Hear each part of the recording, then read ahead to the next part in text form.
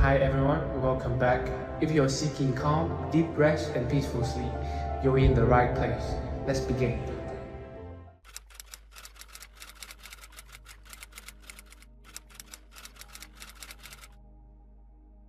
You've been lied to about life. They told you that peace comes from control, from having the perfect plan, from making sure nothing ever goes wrong. But if that were true, why do people who try to control everything still feel anxious? Why do you still feel restless, waking up at night with thoughts spinning, afraid of the future, stuck in the loop of what if? The truth is, the universe was never meant to be controlled. It was meant to be trusted. And Buddhism holds the map. For centuries, the wisest teachers Buddha, Nagarjuna, Zen masters have whispered the same truth, that letting go is not weakness, it's power. That surrender is not giving up, it's waking up. That when you stop fighting life, life starts carrying you. Tonight, as you listen to these lessons, something inside you will shift. The tightness in your chest will begin to loosen. The noise in your mind will grow softer, like waves calming after a storm. And a deep knowing will rise. The universe is not against you, it is holding you. When you wake up tomorrow, you'll feel it, lighter, clearer, more alive. Not because the world changed, but because you finally trusted it. This is not just another sleep story. This is a journey back to your true nature, calm, open, free. Are you ready to let go and fall into the arms of the universe? Let's begin. You've just felt the invitation to let go, to stop fighting against life, and begin trusting the universe. Before we step deeper, let me tell you something that might stir something inside of you. The very thing you've been clinging to for safety, the idea of control, is the very thing that has been keeping you in chains. The thought that if you could only manage every detail, predict every outcome, or hold on tightly enough, you would finally feel safe. It's a lie. And Buddhism reveals why this illusion not only exhausts us, but also blinds us from the freedom already waiting beneath the surface. Tonight, we're going to sink into the lesson of emptiness, a truth that transforms fear into strength and control into harmony. In Buddhism, there is a teaching called shunyata, often translated as emptiness. To many people, the word sounds frightening. Emptiness feels like loss, like nothingness, like a void that swallows meaning. But that isn't what it means here. Emptiness in Buddhism is not about absence, it's about freedom. It is the recognition that everything you cling to as solid and permanent is actually fluid, shifting, interconnected. The job, the relationship, the identity, even the thoughts that race through your head, all of them lack fixed, independent existence. They are not under your ultimate control. And here lies the secret. Once you see this, instead of panic, you discover peace. Think about it. When you believe life is something you can control, every moment becomes a battlefield. You wake up already tense, worrying about whether things will go the way you planned. The traffic, the weather, your health, the behavior of others, so much lies outside your hands, yet you carry the burden as if you could bend reality to your will. No wonder you feel drained. But when you see the emptiness of control, you stop demanding the universe to fit your design. You begin to flow with it instead of against it. This doesn't mean you become passive or careless. Quite the opposite. By releasing the illusion of control, your actions become clearer, wiser, more effective. Picture a sailor on the sea. The waves and wind are never under the sailor's command. No amount of shouting or grasping can stop a storm. But by accepting that truth, by studying the currents, raising the sails, and learning to adjust, the sailor moves with power and grace. This is the strength that comes from surrender. You are no longer paralyzed by fear of the uncontrollable. You become skillful in response to it. Buddhism teaches that clinging to control is a form of ignorance, because it assumes the self is separate from the rest of existence. When you believe I must control the world, you create a split that doesn't actually exist. Shunyata shows that both I and the world are empty of fixed identity. They arise together, shaped by countless conditions. You breathe because the trees produce oxygen. You live because countless ancestors survived before you. Even your thoughts are influenced by languages you didn't invent and cultures you didn't create. Control becomes impossible once you see how vast the web of causes truly island. And yet, here is the gift. When control dissolves, interconnection appears. Instead of a hostile universe to be managed, you meet a living field of cooperation. Suddenly, letting go is not defeat but alignment. You can trust that the same intelligence that allows seeds to sprout and rivers to carve valleys is also moving through your life. You do not have to force the river to flow. You only need to stop building dams in your mind. This insight transforms the way you hold challenges. Think about moments of loss, the end of a relationship, the loss of a job, the collapse of plans you cherished. Normally, the instinct is to fight, to grip tighter, to rage at life for not going your way. But in emptiness, you see that nothing was ever yours to own. The relationship, the job, the plan they were, conditions that arose, flourished for a time, and passed when causes changed. When you stop calling that a failure, you see it for what it is, the dance of conditions. One door closes, and another quietly opens. When you stop clinging, you start seeing. Modern psychology touches the same truth. Studies on resilience show that people who accept uncertainty and loosen their grip on control experience less anxiety and greater well-being. Their minds adapt more quickly because they are not wasting energy resisting what cannot be changed. They resemble the bamboo in the wind, flexible, rooted, unbroken. Buddhism revealed this centuries ago. Clinging breeds suffering, but letting go allows life to carry you. You may wonder, but if I surrender control, won't I lose my power? That fear is natural, yet it arises from misunderstanding. Surrender doesn't strip you of power, it reveals where true power comes from. Consider how much energy you burn in endless worry, rehearsing scenarios in your head that never happen. That energy is wasted. But when you surrender the fight to control outcomes, your energy is freed to act where it truly matters in the present moment, with the resources available, in harmony with what island. The result is not weakness, but effectiveness. There's also a deeper shift here. Surrendering control reshapes how you relate to yourself. Many of us live with harsh inner voices, criticizing every mistake, demanding perfection. These voices arise because we believe we must control not just life, but ourselves completely. When you fail to meet those impossible standards, guilt and shame flood in. But when you understand emptiness, you see that even the self is not a fixed object to control. Your thoughts, moods, and behaviors are conditions arising and passing. Instead of self-hatred, compassion arises. You treat yourself not as a broken machine to fix, but as a living process to care for. Buddhist teachers often point to the breath as a lesson in this. You cannot force the breath to always be deep or perfect. The body breathes on its own, whether you think about it or not. But you can meet the breath with awareness. You can allow it. You can ride its rhythm. In the same way, you don't command the universe, but you can live in tune with it. Breathing becomes a metaphor for surrender, each inhale taken as a gift, each exhale as a letting go. Another layer of this lesson is trust. Control is rooted in distrust, the belief that if you let go, everything will collapse. But emptiness reveals that things are already supported by countless causes. The sun rises without your effort. The earth spins without your command. Your heart beats without your permission. Trust grows when you notice how much is already being carried for you.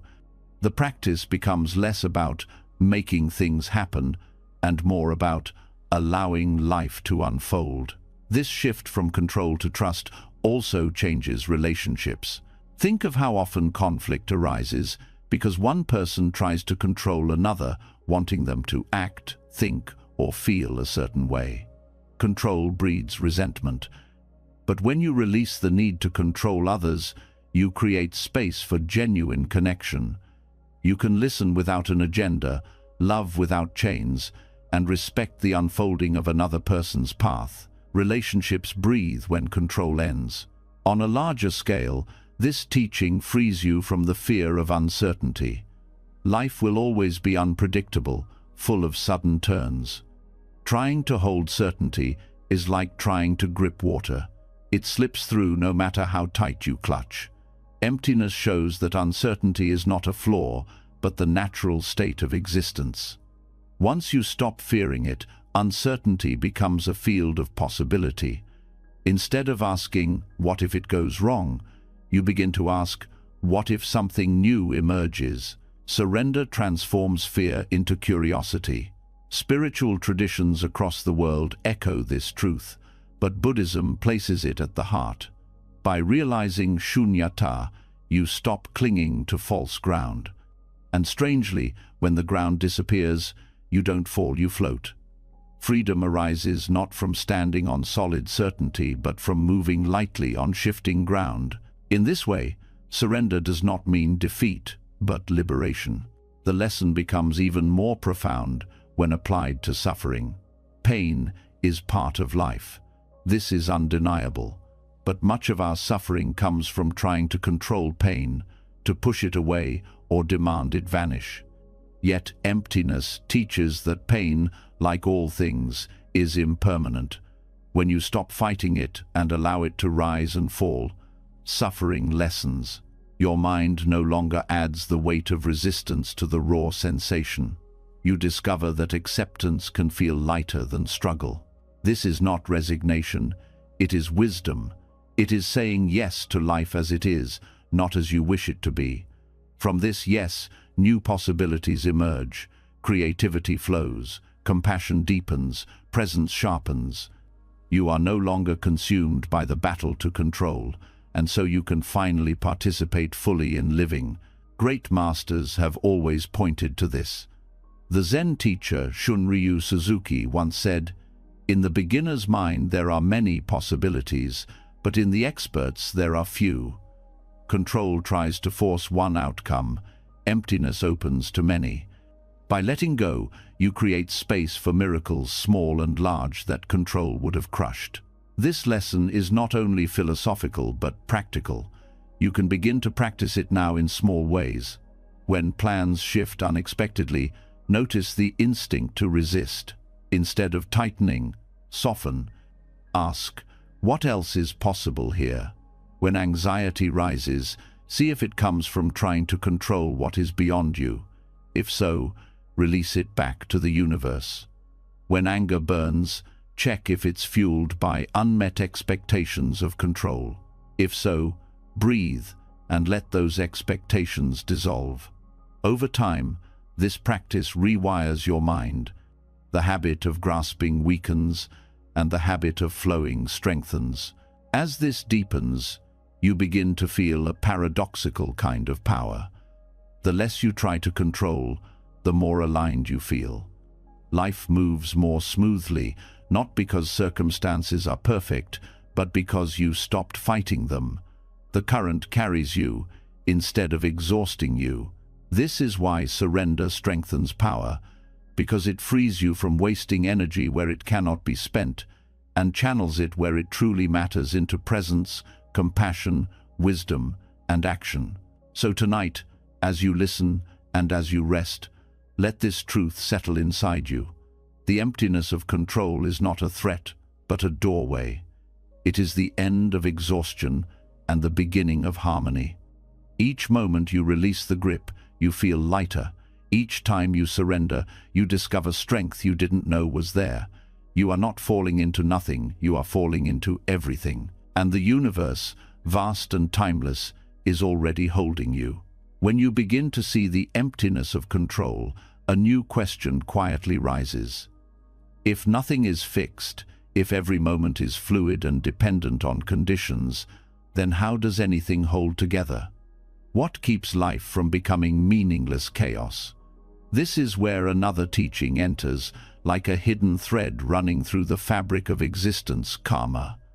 But karma is not what most people think. It is not a cosmic jailer waiting to punish, nor a rigid chain dragging you from one life to the next. Karma is a web, subtle and alive, weaving every thought, word, and action into a tapestry of interconnection. When you understand this, trust in the universe deepens, because you realize you are never a powerless victim of fate. You are a participant in creation itself.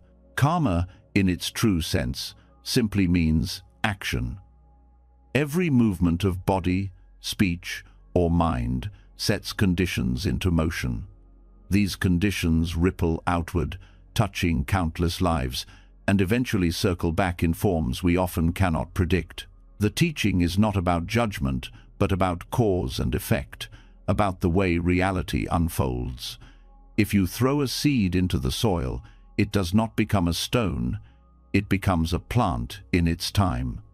If you speak with kindness, the energy of kindness reverberates, shaping both the listener and yourself. If you act with cruelty, the same is true. Karma is not a punishment from outside, but the natural unfolding of interdependent causes. This is where the metaphor of the web reveals its power. Think of a spider's web glistening in the morning dew. Each strand connects to others, and when one part trembles, the vibration travels across the whole. Karma functions like this. Your choices never exist in isolation. The words you say to a friend echo in their heart, perhaps affecting how they treat the next person they meet. A single gesture of generosity may ripple into countless unseen benefits. In the same way, careless words can wound more deeply than you know, sending ripples far beyond your sight. The reason this understanding builds trust is because it shows life is not random. Even when things appear chaotic, there is always a web of causes weaving what unfolds. You may not see every thread, but the patterns are there. Trust is not blind faith. It is the recognition that your actions matter. That meaning is born from interconnection. In this way, karma reveals the universe not as a cold machine, but as a living system in which your participation is essential. There is also freedom hidden here. If karma were a chain, binding you to past mistakes with no release, life would feel hopeless. But the Buddha emphasized that karma is dynamic, always moving. What you did in the past conditions the present, yes, but the present moment holds infinite new possibilities. Every mindful choice becomes a new cause, planting seeds for different futures. No matter how tangled the web has been, each moment is a chance to weave differently. This is why trust in the universe grows stronger.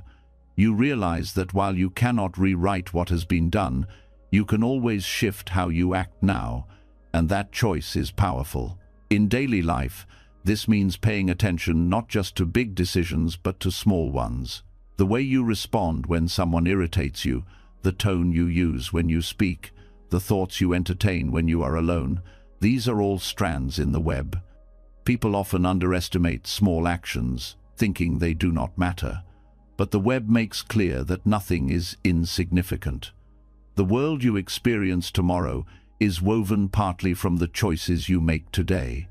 When you see this, even the most ordinary moment becomes sacred ground for shaping your future. This teaching also helps transform how we view suffering. Often, when pain arises, the question becomes, why me? What did I do to deserve this? But karma is not about blame. It is about understanding that what unfolds now arises from countless interwoven causes, some personal, some collective, some stretching back far beyond what you can trace. To sit in endless guilt or resentment misses the point. The real question is not, why did this happen? But, how do I respond now? What seed am I planting in this moment? In this way, suffering becomes a turning point, an opportunity to weave a new pattern. Trust also grows when you realize that karma is not limited to your personal story. Entire communities, societies, even civilizations are part of the karmic web. The greed of a few may ripple into poverty for many. The compassion of one leader may inspire countless acts of goodness. The universe is not indifferent. It is alive with this law of cause and effect, a law that binds us all together. When you understand this, you feel less alone. You see that your choices, however small, participate in shaping the whole. One of the most liberating aspects of this teaching is that it dissolves the obsession with control without breeding helplessness. In the last lesson, we saw how control is an illusion. Now, karma shows that your participation still matters deeply. You cannot control the web, but you can contribute to it. You do not need to dominate life. You need only to add strands of clarity, compassion, and wisdom. Over time, those strands strengthen the whole fabric. You may not see the results immediately, but the web never forgets. Every cause bears fruit in its time. This naturally leads to patience. Modern life encourages instant results, but karma reminds us that seeds take time to ripen. A harsh word may have an immediate sting, but the effect of a gentle presence may unfold quietly for years before blooming fully. To trust the universe means accepting this timing, allowing causes to ripen when they are ready. Your role is not to force the fruit, but to keep planting wisely. With this perspective, frustration gives way to faith in the slow, steady rhythm of the web. It also shifts how you view morality. Rules and commandments often feel external, imposed by authority. But karma shows that ethical behavior is not about obedience. It is about alignment with the way reality works.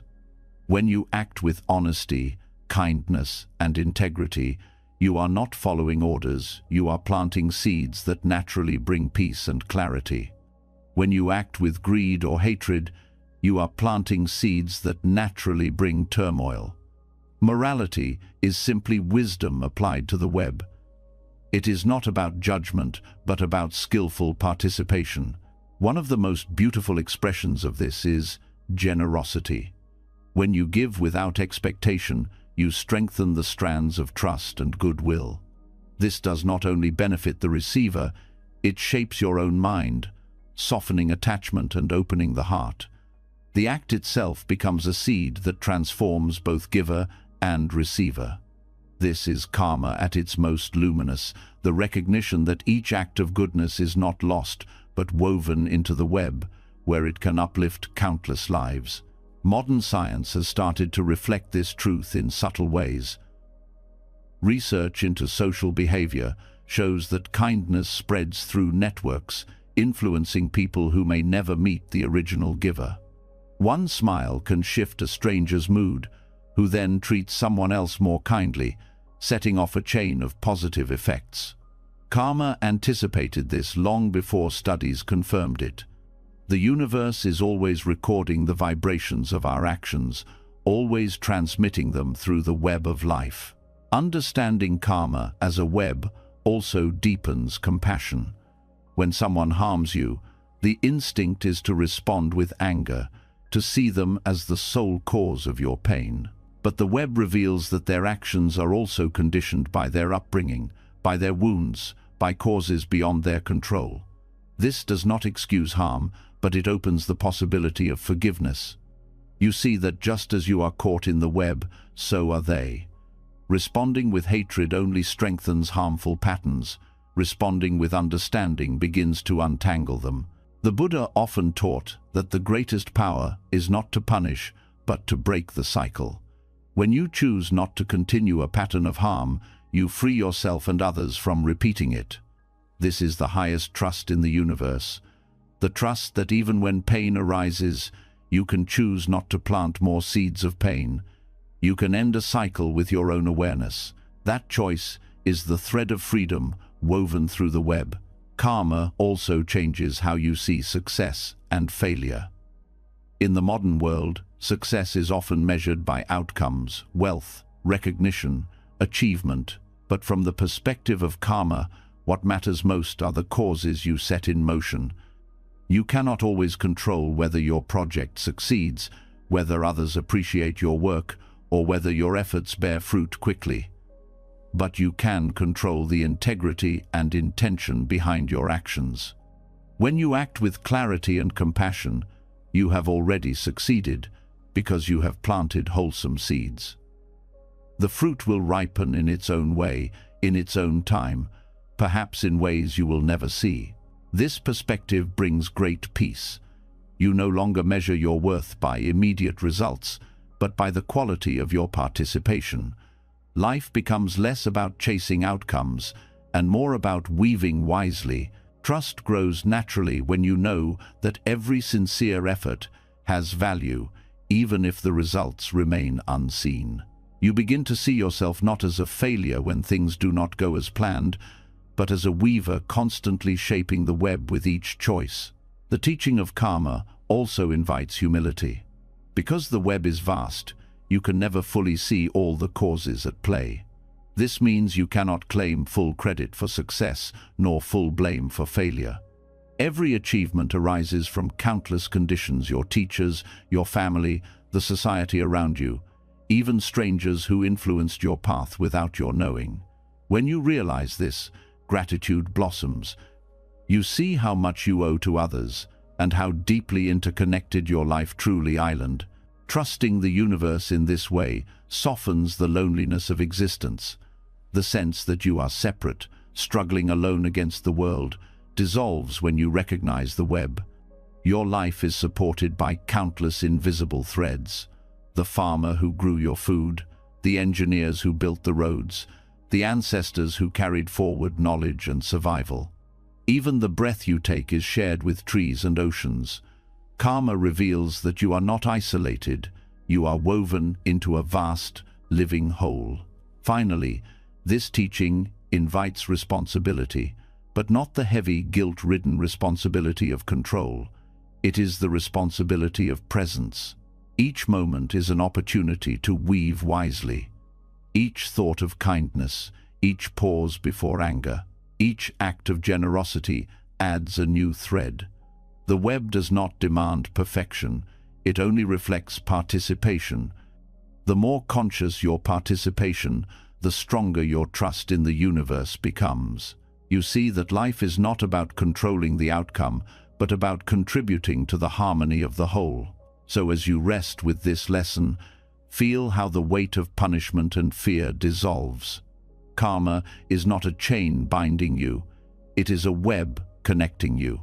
Your life is not condemned by past mistakes, nor is it meaningless chaos. It is an unfolding tapestry, woven with threads of infinite causes, and every moment offers you a new strand to place. Trust grows when you know that your presence matters, that the universe responds to the seeds you plant, and that nothing is wasted. The web holds it all, weaving you into the great rhythm of existence. And in that rhythm, you can finally rest. The understanding of karma as a web leaves us with a quiet but powerful realization. Life is not random, yet it is also not permanent. Even the most carefully woven threads of cause and effect will not remain forever. Relationships shift, circumstances evolve, health changes, societies transform. Everything you touch, everything you know, even everything you are will one day pass. To the mind grasping for control, this feels terrifying. But to the heart that learns to trust, impermanence becomes the very key to freedom. Without change, there would be no healing, no growth, no possibility of renewal. The fleeting nature of reality is not something to fear, but something to lean on. Impermanence, or anicca in the Buddha's teaching, is the rhythm of existence. From the smallest cell in your body to the stars overhead, everything is in motion. This is not an abstract concept, but something you can see directly if you pay attention. The breath you are taking now was not the same as the one before it. The thought in your mind a moment ago is already gone. The cells in your body are continuously dying and being replaced. Even the earth beneath your feet is shifting, mountains rising and eroding, rivers carving new paths. Change is not an occasional interruption, it is the fabric of life itself. When we deny this truth, suffering arises. People cling to jobs as if they will last forever, to youth as if it will not fade, to loved ones as if they will never depart. When change inevitably comes, the mind panics. Grief deepens because we treated impermanence as betrayal rather than as the natural unfolding of conditions. To live in trust means shifting this perspective, welcoming impermanence as the very teacher that allows us to live fully. This recognition can transform how you meet loss. The death of a loved one, the end of a chapter in your life, the fading of a dream, all are painful. But pain does not have to become despair. Impermanence reminds you that the beauty of those experiences was inseparable from their fleeting nature. A flower's blossom touches us deeply precisely because it does not last. If it were permanent, it would lose its magic. In the same way, every moment of joy, every connection, every opportunity glows brighter when you see it as temporary. You no longer cling to it with desperation, but savor it with gratitude. Impermanence also reveals the futility of clinging to identity. People often say, "This is just who I am," as if the self were solid. Yet, if you look carefully, you will see that who you were 10 years ago is not who you are today. Your thoughts, your preferences, your fears, even your body, all have shifted countless times. The self is not a stone, it is a river. Trust arises when you stop fighting to hold on to a fixed identity and instead allow yourself to evolve. This opens the door to growth, forgiveness, and transformation, because you recognize that no mistake or role defines you forever. In relationships, this awareness softens attachment. Love deepens, not by pretending someone will stay unchanged, but by honoring the preciousness of shared time. Knowing that your partner, friend, or child will change allows you to meet them with curiosity, to rediscover them again and again, instead of imprisoning them in old expectations. Impermanence keeps love alive, because it reminds you never to take connection for granted. Impermanence also reshapes how we experience suffering itself. When pain grips you, whether physical or emotional, the thought that it will never end intensifies the torment.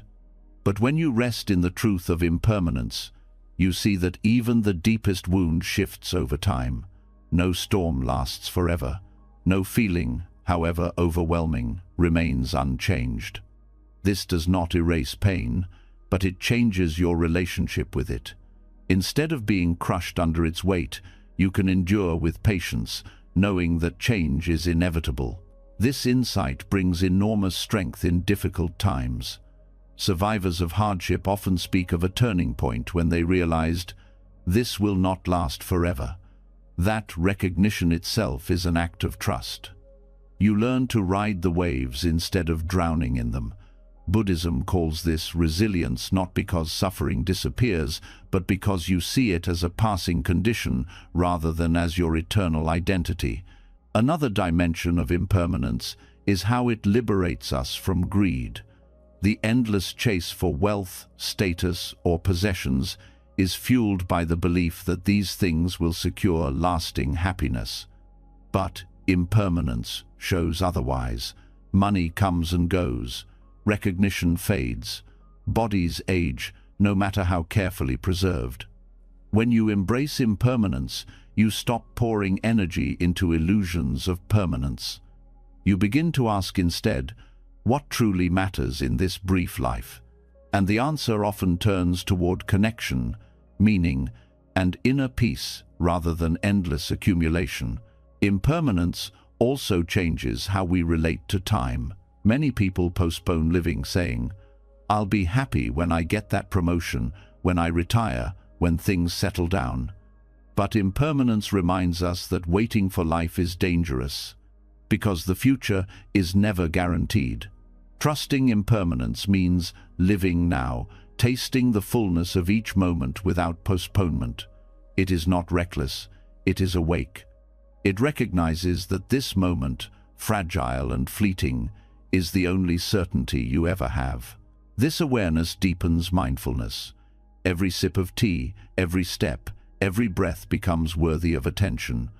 When you know it will not come again, you meet it with reverence.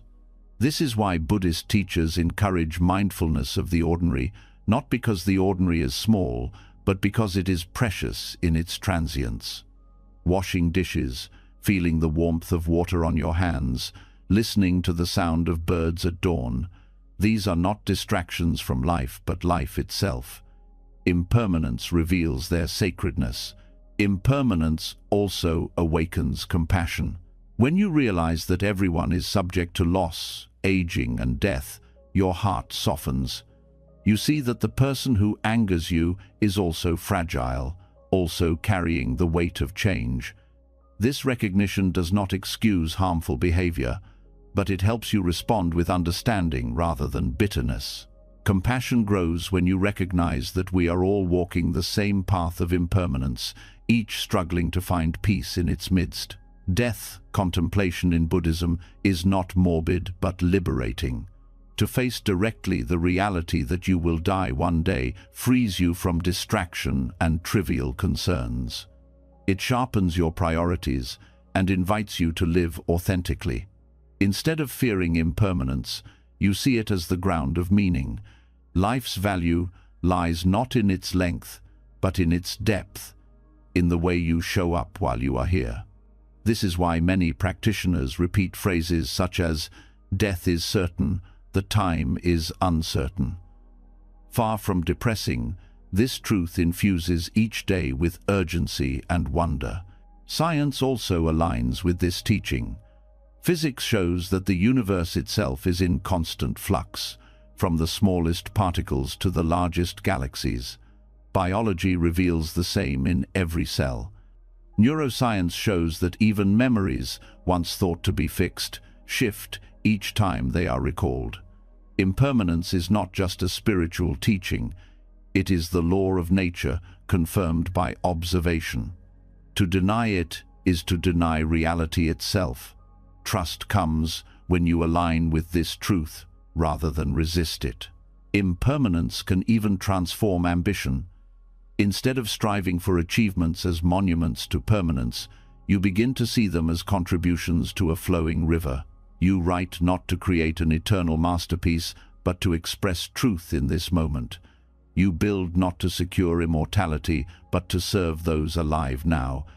This shift removes the burden of needing to prove yourself forever and replaces it with the joy of participating in life's unfolding. In practice, embracing impermanence involves letting go of clinging to outcomes. You still act, you still care, but you release the demand that things remain unchanged. When you succeed, you appreciate it without grasping. When you fail, you learn without despairing. Both success and failure lose their sharp edge because you know they too will pass. This equanimity is not cold detachment, but warm acceptance, rooted in trust that change is the nature of all things. One powerful meditation in Buddhism is observing the breath while repeating, "This too shall pass." Whether the breath is deep or shallow, calm or restless, it always shifts. Over time, this practice conditions the mind to meet all experiences the same way.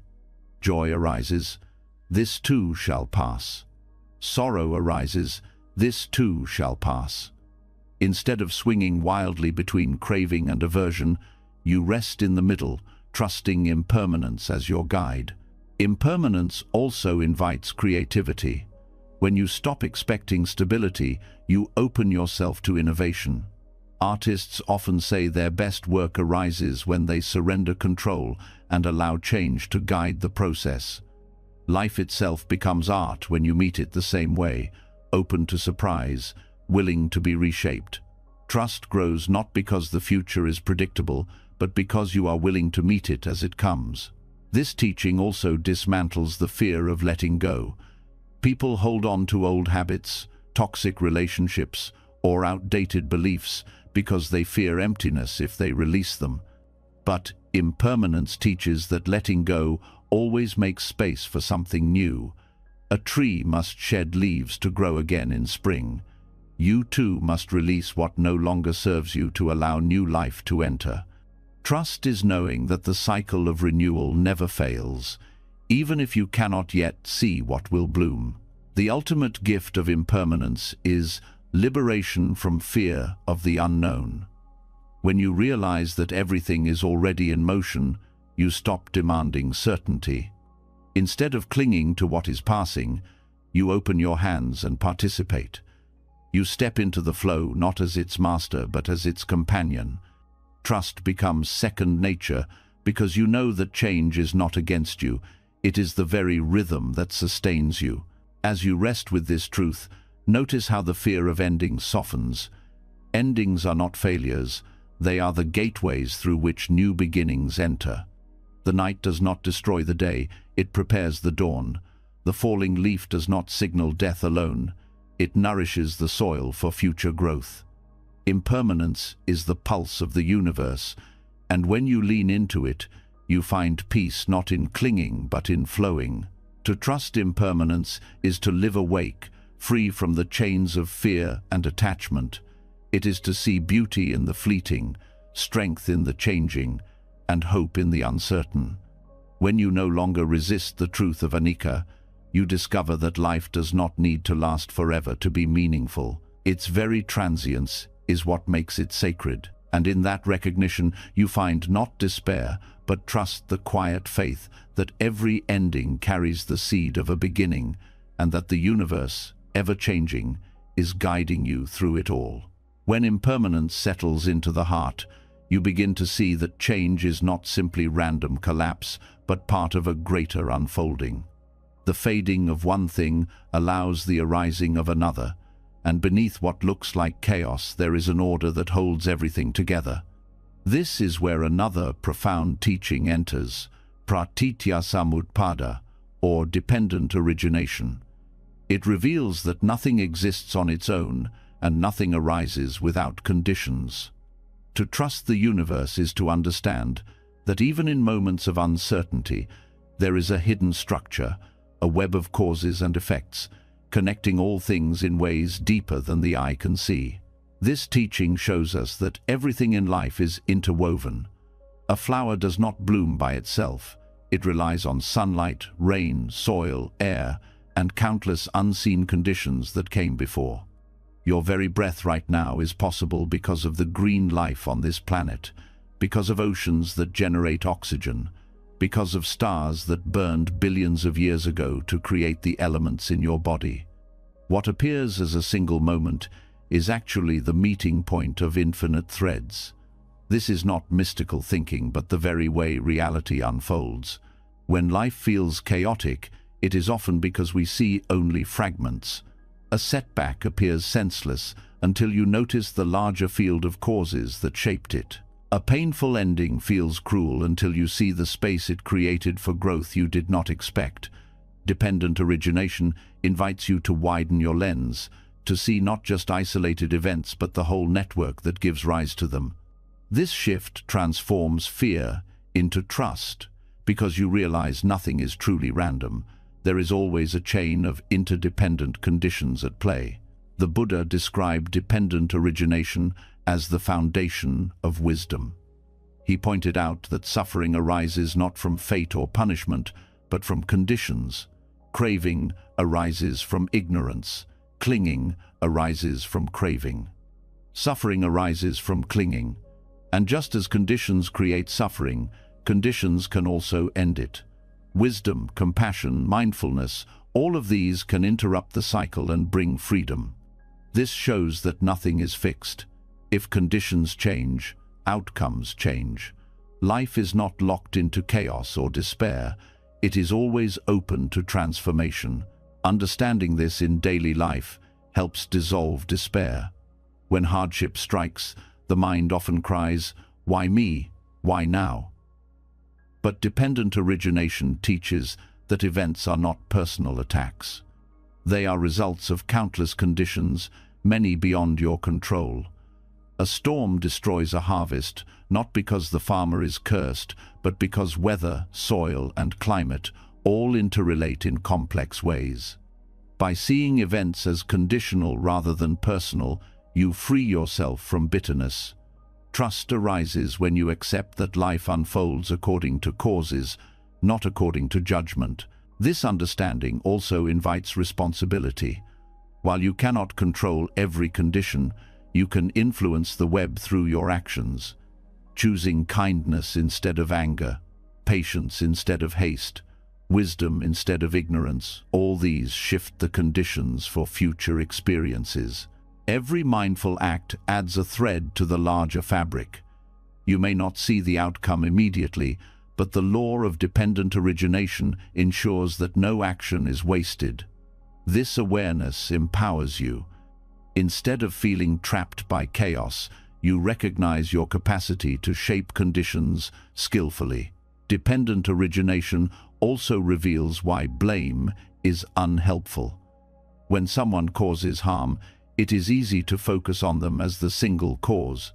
But their behavior too is the product of conditions, their upbringing, their wounds, their ignorance, the culture around them. This does not excuse harm, but it shifts the lens from condemnation to understanding. By seeing the web of conditions, you cultivate compassion. You see that anger only creates more harmful conditions, while understanding and wise action have the power to change the cycle. On a deeper level, this teaching dissolves the illusion of separateness. We often live as if we were independent entities, self-made and self-contained. But dependent origination shows that no one exists apart from others. Your very body is a collection of elements that once belonged to rivers, stars, and soil. Your thoughts are shaped by languages, traditions, and teachers that came before you. Even the sense of I arises from conditions of perception and memory. This insight is humbling and liberating. It reveals that your life is not a solitary struggle, but part of a vast, interconnected dance. Trust in the universe grows naturally from this recognition. When you see the web of interdependence, you realize that you are supported in ways you never noticed. The food on your table, the roof over your head, the knowledge you use, all are fruits of countless beings and forces. Even in times of uncertainty, this web sustains you. You are not alone. Life is not chaos without meaning. It is a network of interrelated causes constantly giving rise to new possibilities. This insight also transforms how you meet uncertainty. When things do not go as planned, the mind sees only disorder. But dependent origination reveals that what feels like disorder may be conditions shifting in ways you cannot yet perceive. A door closes, and you see only loss.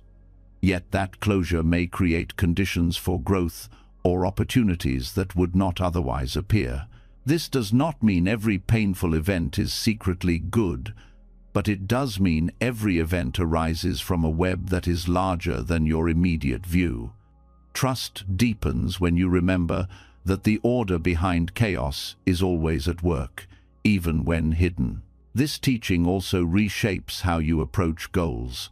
Instead of obsessing over outcomes, you focus on nurturing the right conditions. A gardener does not force a seed to grow by command. They prepare the soil, water it, provide sunlight, and trust that the conditions will allow growth. In the same way, you cultivate patience, practice compassion, develop mindfulness, and let results ripen naturally. This way of living replaces anxiety with trust, because you understand your role, not to control outcomes, but to create conditions for harmony. Dependent origination also illuminates the nature of emotions. Feelings do not appear out of nowhere. They are conditioned by thoughts, memories, and bodily states. Anger arises when expectations clash with reality. Joy arises when connection and gratitude align. By seeing emotions as conditional, you no longer identify with them as fixed identities. Instead of saying, "I am angry," you can see, conditions for anger have arisen. This subtle shift creates space. You can respond with awareness instead of being swept away. Trust grows because you know emotions are not permanent states, but conditional processes that can change when conditions change. Modern science reflects this wisdom. Systems theory in ecology shows that ecosystems thrive or collapse based on interdependent relationships. Neuroscience reveals that brain patterns arise from conditions of environment and experience. Physics demonstrates that even particles do not exist independently, but in relation to other forces. Buddhism anticipated these insights centuries ago, teaching that reality is not made of isolated parts but of relationships. Trust in the universe becomes natural when you realize you are living in a relational field rather than a chaotic void.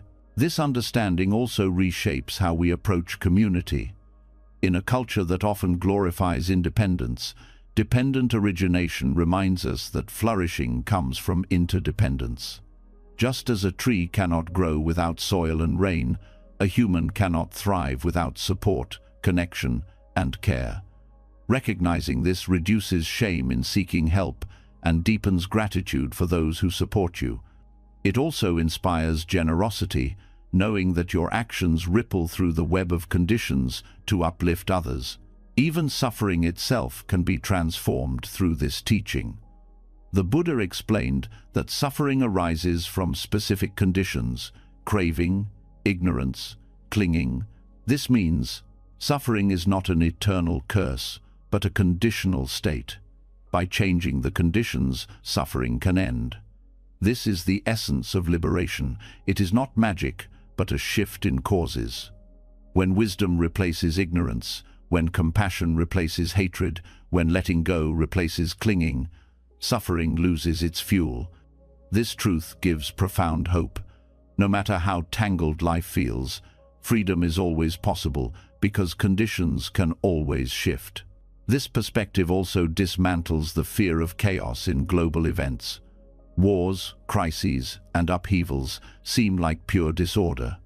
But dependent origination shows they arise from conditions: greed, ignorance, fear, inequality. Addressing these conditions at their roots is more effective than despairing at the surface. Just as harmful conditions create turmoil, wise conditions can create peace. This perspective invites you to trust that collective change is possible when enough people contribute to shifting the web. On a personal level, this teaching brings humility and compassion toward your own mistakes. Instead of labeling yourself as broken, you can see that your patterns of thought and behavior arise from conditions. Perhaps they came from childhood wounds, cultural pressures, or past experiences. This does not excuse harmful actions, but it opens the door to healing. By changing present conditions through practice, support, and awareness, you can reshape the future. Trust deepens because you realize you are not fixed. You are conditioned, and conditions can always evolve. Dependent origination also encourages a deeper awareness of daily choices. You begin to see that every action, however small, participates in the web. A harsh word creates conditions for hurt. A moment of patience creates conditions for peace. A single act of generosity may ripple far beyond what you can see. This awareness transforms ordinary life into sacred participation. Each moment becomes an opportunity to weave conditions that nurture harmony, both within yourself and in the larger world. In meditation, this teaching is experienced directly. As you sit and observe, you notice how thoughts arise not from nowhere, but from subtle conditions, sounds, memories, bodily sensations. You see how craving pulls one thought after another, how awareness interrupts the cycle. This direct experience dissolves the illusion of randomness. Even the stream of the mind is conditional. Seeing this brings calm, because you no longer fear your thoughts as uncontrollable chaos. You trust the process, knowing you can influence conditions with mindfulness. Ultimately, dependent origination reveals a profound order beneath the surface of life. What seems chaotic is not without pattern. What seems meaningless is not without connection. To trust the universe is to align with this order, not by trying to map every thread, which is impossible, but by recognizing that no event stands alone. Each moment is a meeting point of infinite causes, and each choice you make contributes to future causes. This recognition transforms fear into faith, despair into possibility, and isolation into belonging. So as you let this teaching sink in, feel how the anxiety of randomness begins to fade. Life is not a storm of disconnected fragments. It is a vast, interconnected unfolding, where every thread has its place and every condition shapes the next. You are not drifting alone in chaos. You are part of a living web, supported by conditions seen and unseen, always shifting, always guiding, always offering the chance to weave harmony. And in that recognition, trust arises naturally, the trust that beneath the apparent disorder, there is always order waiting to be seen. When you begin to see dependent origination as the hidden order beneath apparent chaos, a new question arises naturally. If everything is interwoven, what does it mean to live wisely within this web? The answer does not point only to personal liberation, but to something greater, the vow to serve others as inseparable from serving oneself. This is where the path of the Bodhisattva appears, not as an abstract idea but as a living leap of trust. It is a trust so profound that one places the well-being of all beings before personal escape, relying on the universe's wisdom to carry that vow. The Bodhisattva path begins with the recognition that self and other are not separate. When you understand dependent origination deeply, the boundaries of me and them soften. The suffering of another reverberates through the whole web. Your own joy is touched by the joy of others. To work only for your own liberation while ignoring others becomes impossible, because the web cannot be healed in fragments. Trusting this truth, the Bodhisattva vows to walk the path, not alone, but for the benefit of all, knowing that freedom is collective. This leap requires immense courage. The ordinary mind clings to safety, to securing its own comfort before considering others. The Bodhisattva, however, trusts that by turning outward, by making compassion the center one, aligns with the deepest current of the universe. This trust is not naive. It is based on the recognition that the universe itself sustains through interdependence. Just as trees give oxygen without asking, rivers flow without withholding, and the sun radiates light without condition, so too can a human heart participate in this boundless giving. To live in this way is to harmonize with the rhythm of life itself. The vow to save others before oneself is not about martyrdom or self-neglect. It is about seeing that in lifting others, you are lifted as well, because no boundary truly separates you. The Bodhisattva trusts that compassion is not depletion, but renewal. Every act of service deepens strength rather than drains it, because it arises from alignment with universal truth. This is why great masters, even when physically frail, radiated boundless energy. Their lives were fueled not by personal striving, but by the inexhaustible current of compassion. This path also transforms how you understand trust. Ordinary trust often means believing things will work out for you personally, but the Bodhisattva's trust expands far beyond the individual. It is a trust that no effort of compassion is wasted, even if results are unseen. A kind word may prevent despair in someone you never meet again. A gesture of generosity may ripple into countless acts of goodness. The Bodhisattva does not measure success by immediate outcomes, but trusts the law of interconnection to carry seeds of compassion where they are needed. This vow also reshapes the meaning of patience. To commit to liberating all beings means acknowledging that the task is endless. Beings are numberless, suffering arises endlessly, conditions constantly shift. Yet, the Bodhisattva embraces this impossibility with joy, trusting that the vow itself sustains. The power lies not in completion, but in devotion. Each act of compassion is complete in itself, even as the vow extends without limit. This patience is born of trust that the journey matters more than reaching a final end. The Bodhisattva's leap is also a leap beyond fear. Fear arises when we focus narrowly on the self, anxious about loss, pain, or death. But when the heart expands to include all beings, the self is no longer the fragile center. Concern shifts outward, and fear dissolves into purpose. Trust in universal wisdom replaces the need for personal guarantees. Even death itself is no longer terrifying, because the vow continues beyond a single lifetime. This is why bodhisattvas are depicted as fearless, not because they are immune to pain, but because their trust in compassion transcends personal survival. In practical life, this path invites you to expand perspective in each moment. When frustration arises, ask not only, "How do I protect myself?" but also, "How can this response reduce suffering for all involved?" When making choices, consider not only your gain, but the well-being of the wider web. This does not require grand sacrifices. It begins with small acts of awareness. The Bodhisattva's trust is practiced every time you pause before speaking harshly, every time you choose generosity over greed, every time you remember that your life is part of something larger. One of the most profound aspects of this vow is its reliance on faith in unseen effects. You may never know how your actions shape others. A moment of kindness may ripple through generations. A lesson taught to a child may echo decades later. Trusting this unseen continuity allows you to act without attachment to recognition. The Bodhisattva path is quiet, often unnoticed, but its effects are vast. This trust frees you from the demand for immediate validation, anchoring your life in deeper meaning.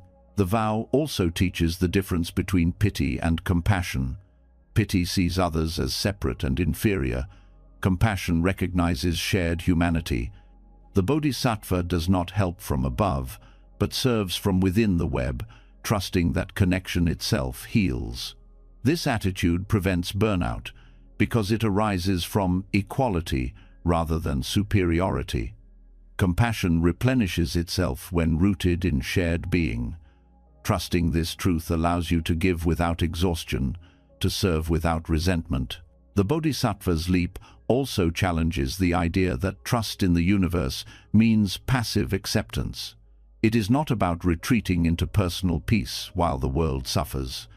True trust means believing the universe supports compassion, that acting with wisdom and kindness is not futile, even when problems seem overwhelming. A bodhisattva faces the world's suffering directly, not with despair, but with faith, that every drop of compassion nourishes the whole ocean. This vow also transforms how you view enemies. Those who harm others are themselves caught in conditions of ignorance and suffering. To respond only with hatred perpetuates the cycle. The bodhisattva trusts that compassion, even for those who cause harm, is the path to breaking cycles of violence. This does not mean tolerating injustice. It means responding with actions rooted in wisdom rather than vengeance. Such trust is radical. It refuses to let darkness dictate your heart. The bodhisattva path also deepens humility. To vow to save all beings is to acknowledge that you are part of the same struggle.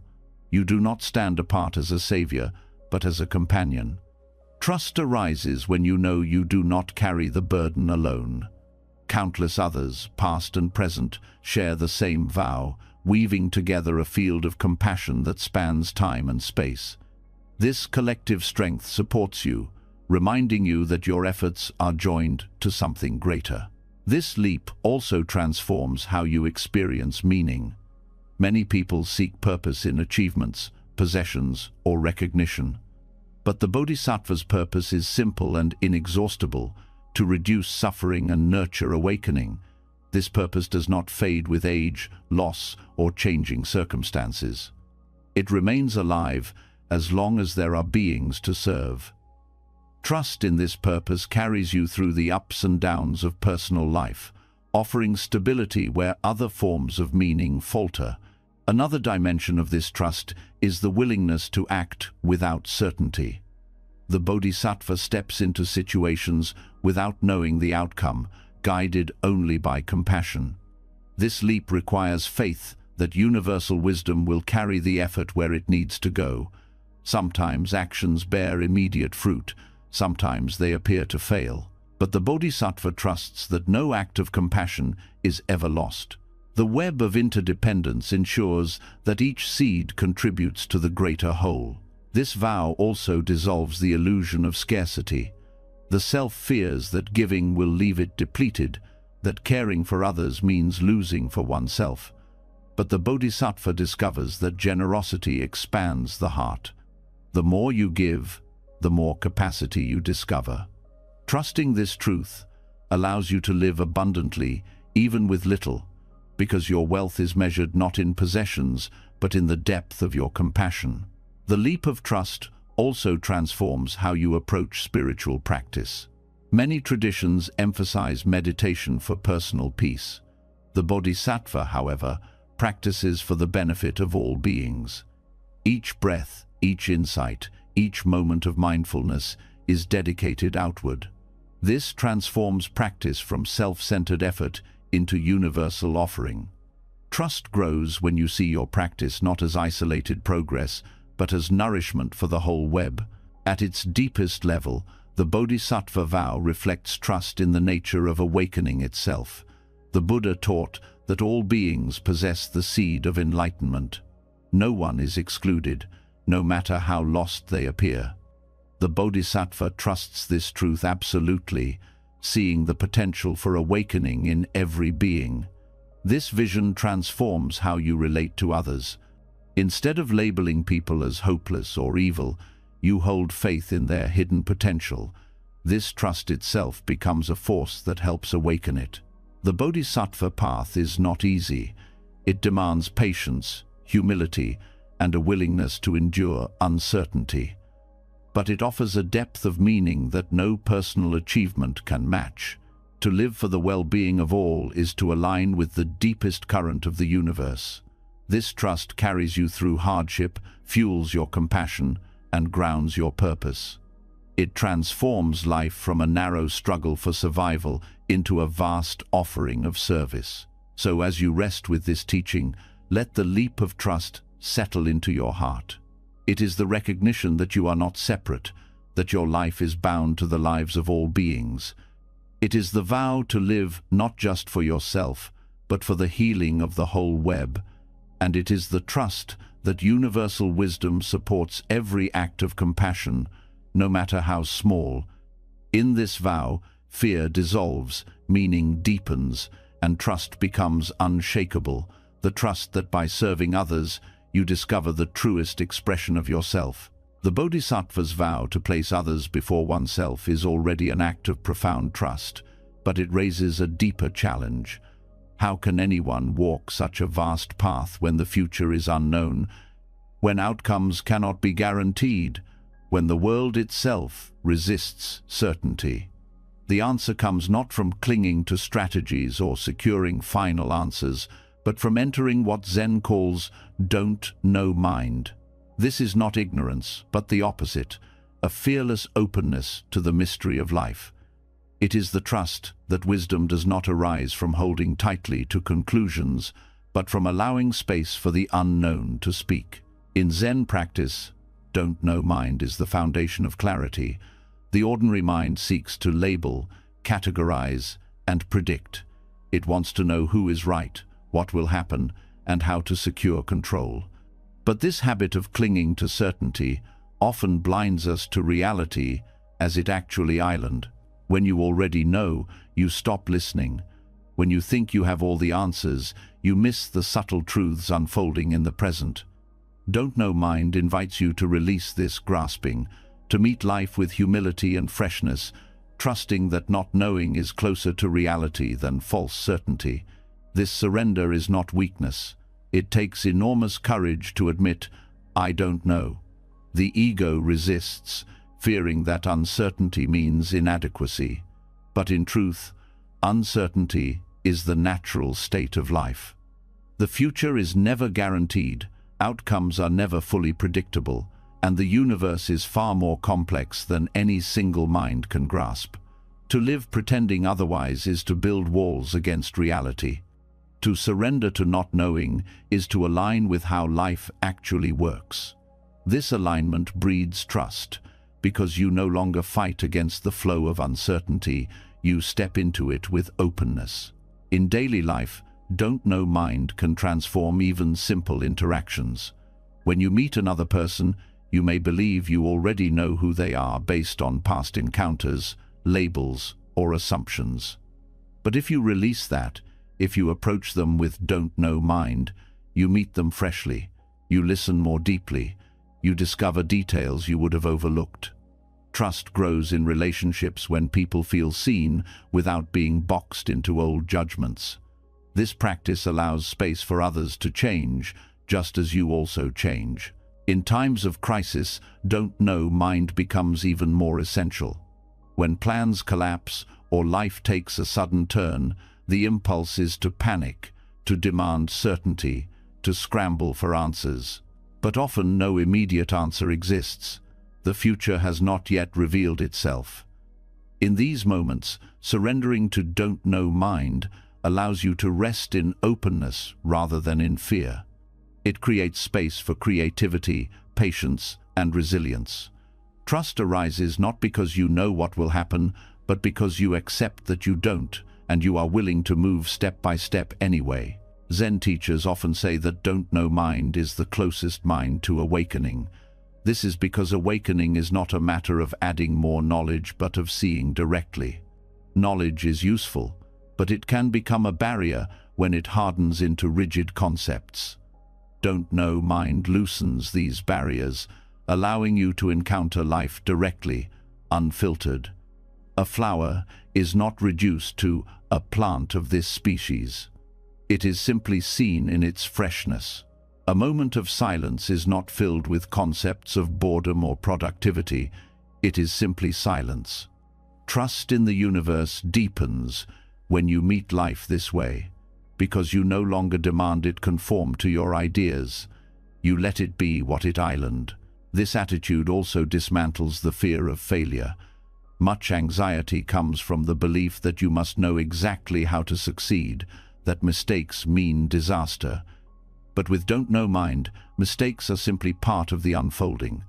They are conditions that teach, redirect, and refine.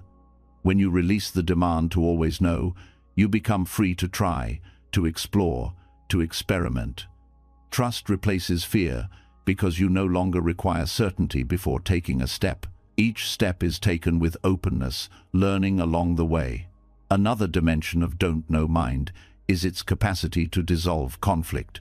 Arguments often arise because people cling to certainty about being right. Each side defends their knowledge, unwilling to admit limits. But when you approach with Don't Know Mind, you become curious rather than combative. You listen for nuance, for possibilities beyond rigid positions. This does not mean abandoning discernment, but it means recognizing that no single perspective contains the whole truth. Trust grows in dialogue, when humility replaces arrogance, when openness allows common ground to emerge. In spiritual practice, Don't Know Mind is cultivated through meditation. When you sit and notice thoughts, the mind often rushes to interpret, this is good, this is bad, this means I am progressing, this means I am failing. But if you release all of that, if you simply notice with openness, you meet the present without judgment. You rest in awareness itself, which needs no conclusions. Over time, this trains the mind to relax its constant grasping for certainty. Trust arises naturally because awareness itself proves sufficient, even without answers. This approach also nurtures creativity. Artists, thinkers, and innovators often describe breakthroughs occurring when they release expectations and allow themselves to sit in the unknown. Don't know mind creates the spaciousness where new possibilities appear. When you stop demanding that life fit your preconceived answers, you open to insights that were previously hidden. Trust in this process allows you to engage life as an unfolding mystery rather than a problem to be solved. The teaching also applies to mortality. Much fear of death arises from the demand to know what happens after. Religions and philosophies offer various answers, but in truth, no one fully knows. Don't know. Mind invites you to rest in that mystery without fear. Death becomes not a terrifying unknown, but a vast openness. Trust arises when you no longer need guarantees, but accept the mystery as part of life's flow. This surrender brings peace, even in the face of the ultimate uncertainty. In modern life, where information is abundant and people prize certainty, don't know mind can feel radical. But information is not the same as wisdom. You can collect endless data and still miss the truth of a single breath. Don't know mind reminds you that wisdom arises not from accumulating facts, but from meeting each moment directly. Trust grows when you let go of the illusion that you must always know, and instead cultivate presence. On a psychological level, don't know mind also helps release perfectionism. Perfectionists crave certainty, needing to guarantee outcomes before they act. This often leads to paralysis or burnout. But when you accept not knowing, you allow yourself to move forward without needing perfection. Progress becomes possible because you trust the process rather than demand absolute assurance. Each step is taken lightly, with curiosity instead of pressure. This teaching also heals relationships with the future. Many live in constant anxiety, projecting worst-case scenarios, needing certainty about how things will unfold. Don't know mind invites you to release those projections. The future has not yet come, and no amount of worry will create certainty. To rest in don't know mind is to accept that the future is open, filled with possibilities you cannot predict.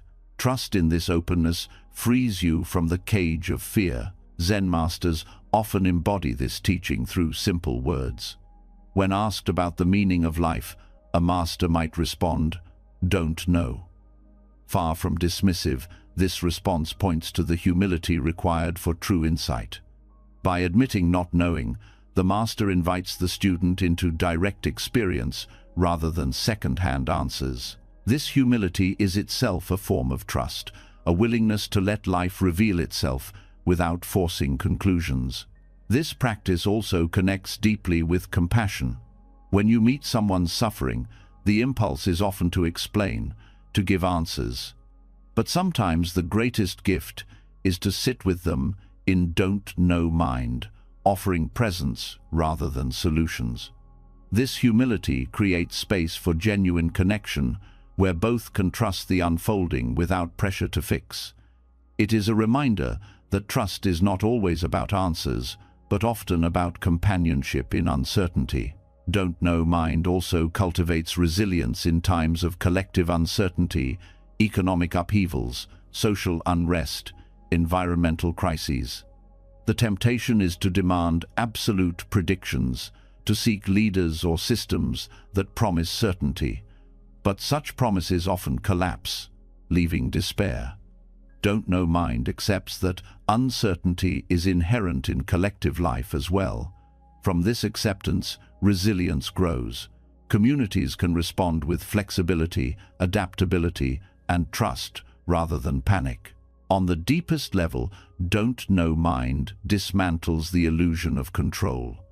Control depends on knowing outcomes, knowing paths, knowing identities. When you release this need, you discover a freedom that cannot be shaken. Life becomes a field of openness where each moment is fresh, unbound by rigid expectations. Trust arises not because you know what will happen, but because you no longer need to. As you rest in this teaching, notice how your shoulders soften, how your breath deepens, the pressure to know, to answer, to secure dissolves. In its place is openness, humility, and peace. This is the fearless trust of don't know mind, the trust that the universe does not require you to have all the answers, only to be present, open, and willing. And in that openness, wisdom flows naturally, like a river unblocked at last. When the mind surrenders to not knowing, a deeper form of patience begins to take root. If we are free from the need for certainty, we also learn to release the demand for speed. Life does not always unfold on our schedule, and wisdom lies in trusting that causes ripen in their own time. This is what Buddhism calls the Dharma of timing. It is not passive waiting, but an active faith that every seed, once planted, will bear fruit when conditions are right, not when desire insists. The Dharma of timing begins with an understanding of cause and effect as a living law. Nothing appears out of nowhere. Each moment arises because of countless conditions converging, like waves meeting on the surface of the sea. But those conditions do not ripen instantly. The seed does not bloom the day it touches soil, the child does not grow into adulthood overnight, and suffering does not transform into wisdom in a single breath. The natural law of ripening cannot be rushed. To demand otherwise is to fight reality itself. Trust is cultivated when we learn to rest in this rhythm. Patience in Buddhism is not merely tolerance, it is wisdom. It recognizes that unseen forces are always at work beneath the surface. When you practice generosity, you may not see the results immediately, but the act sets into motion ripples that move far beyond your view. When you train the mind through meditation, the changes may be subtle at first, but over time, they reshape your very way of being. To trust the Dharma of timing is to know that every sincere effort has value, even if results remain hidden for years. This patience also prevents despair when progress feels slow. Many people abandon practice or self-cultivation because they do not see instant transformation. They mistake delayed ripening for failure. But the Dharma of timing reminds us that transformation often happens silently, like roots growing underground before a sprout breaks through. What looks like stillness is often preparation. Trust grows when you recognize that unseen causes are weaving outcomes even when nothing appears to change on the surface. This truth applies not only to personal growth, but also to relationships. How often do we demand others change on our schedule, expecting them to overcome habits or heal wounds quickly? But each person ripens at their own pace, conditioned by countless factors. Patience here is not resignation but respect for the complexity of another's path. By trusting the timing of others, you create space for genuine growth rather than forcing shallow compliance. Compassion deepens when you release the demand that others unfold according to your clock. The Dharma of timing also transforms how we handle disappointment. When plans fail or opportunities collapse, the mind often concludes that effort was wasted. But what if those events are simply causes that have not yet ripened? What if what looks like failure is only part of a longer chain that will bear fruit later? To trust timing is to resist the urge to declare final judgments about the value of an experience. Every event can become nourishment when understood as part of a larger unfolding. This teaching also cultivates humility. Our view of timing is often narrow, confined to immediate wants, but the universe operates on scales far larger than our personal desires. A tree may take decades to grow strong, an ecosystem centuries to balance, a culture generations to heal. To demand instant results is to mistake your limited view for the whole. Humility accepts that life's timing often exceeds what the individual can grasp. Trust is the willingness to participate without demanding to control the pace. Another dimension of this teaching is faith in resilience. Seeds do not always sprout in harsh soil, but they can lie dormant for years, waiting for the right conditions. In the same way, wisdom and compassion may seem buried in a person or community, but under the right circumstances, they emerge. This faith prevents despair, even when darkness appears overwhelming. You trust that no act of goodness is lost, that even if unseen now, its potential remains alive, waiting to ripen. This perspective also dissolves the anxiety of urgency. Modern life glorifies speed, demanding quick fixes and immediate gratification. But such urgency often leads to shallow solutions that collapse quickly. The Dharma of timing invites depth over speed. It teaches that the most enduring transformations take time: healing, forgiveness, insight, maturity. When you stop demanding instant results, you can focus on creating the right conditions and let time do its work. Trust grows as you learn that lasting change cannot be rushed. The Dharma of timing also applies to the path of practice itself. In meditation, the mind often wanders and progress feels elusive.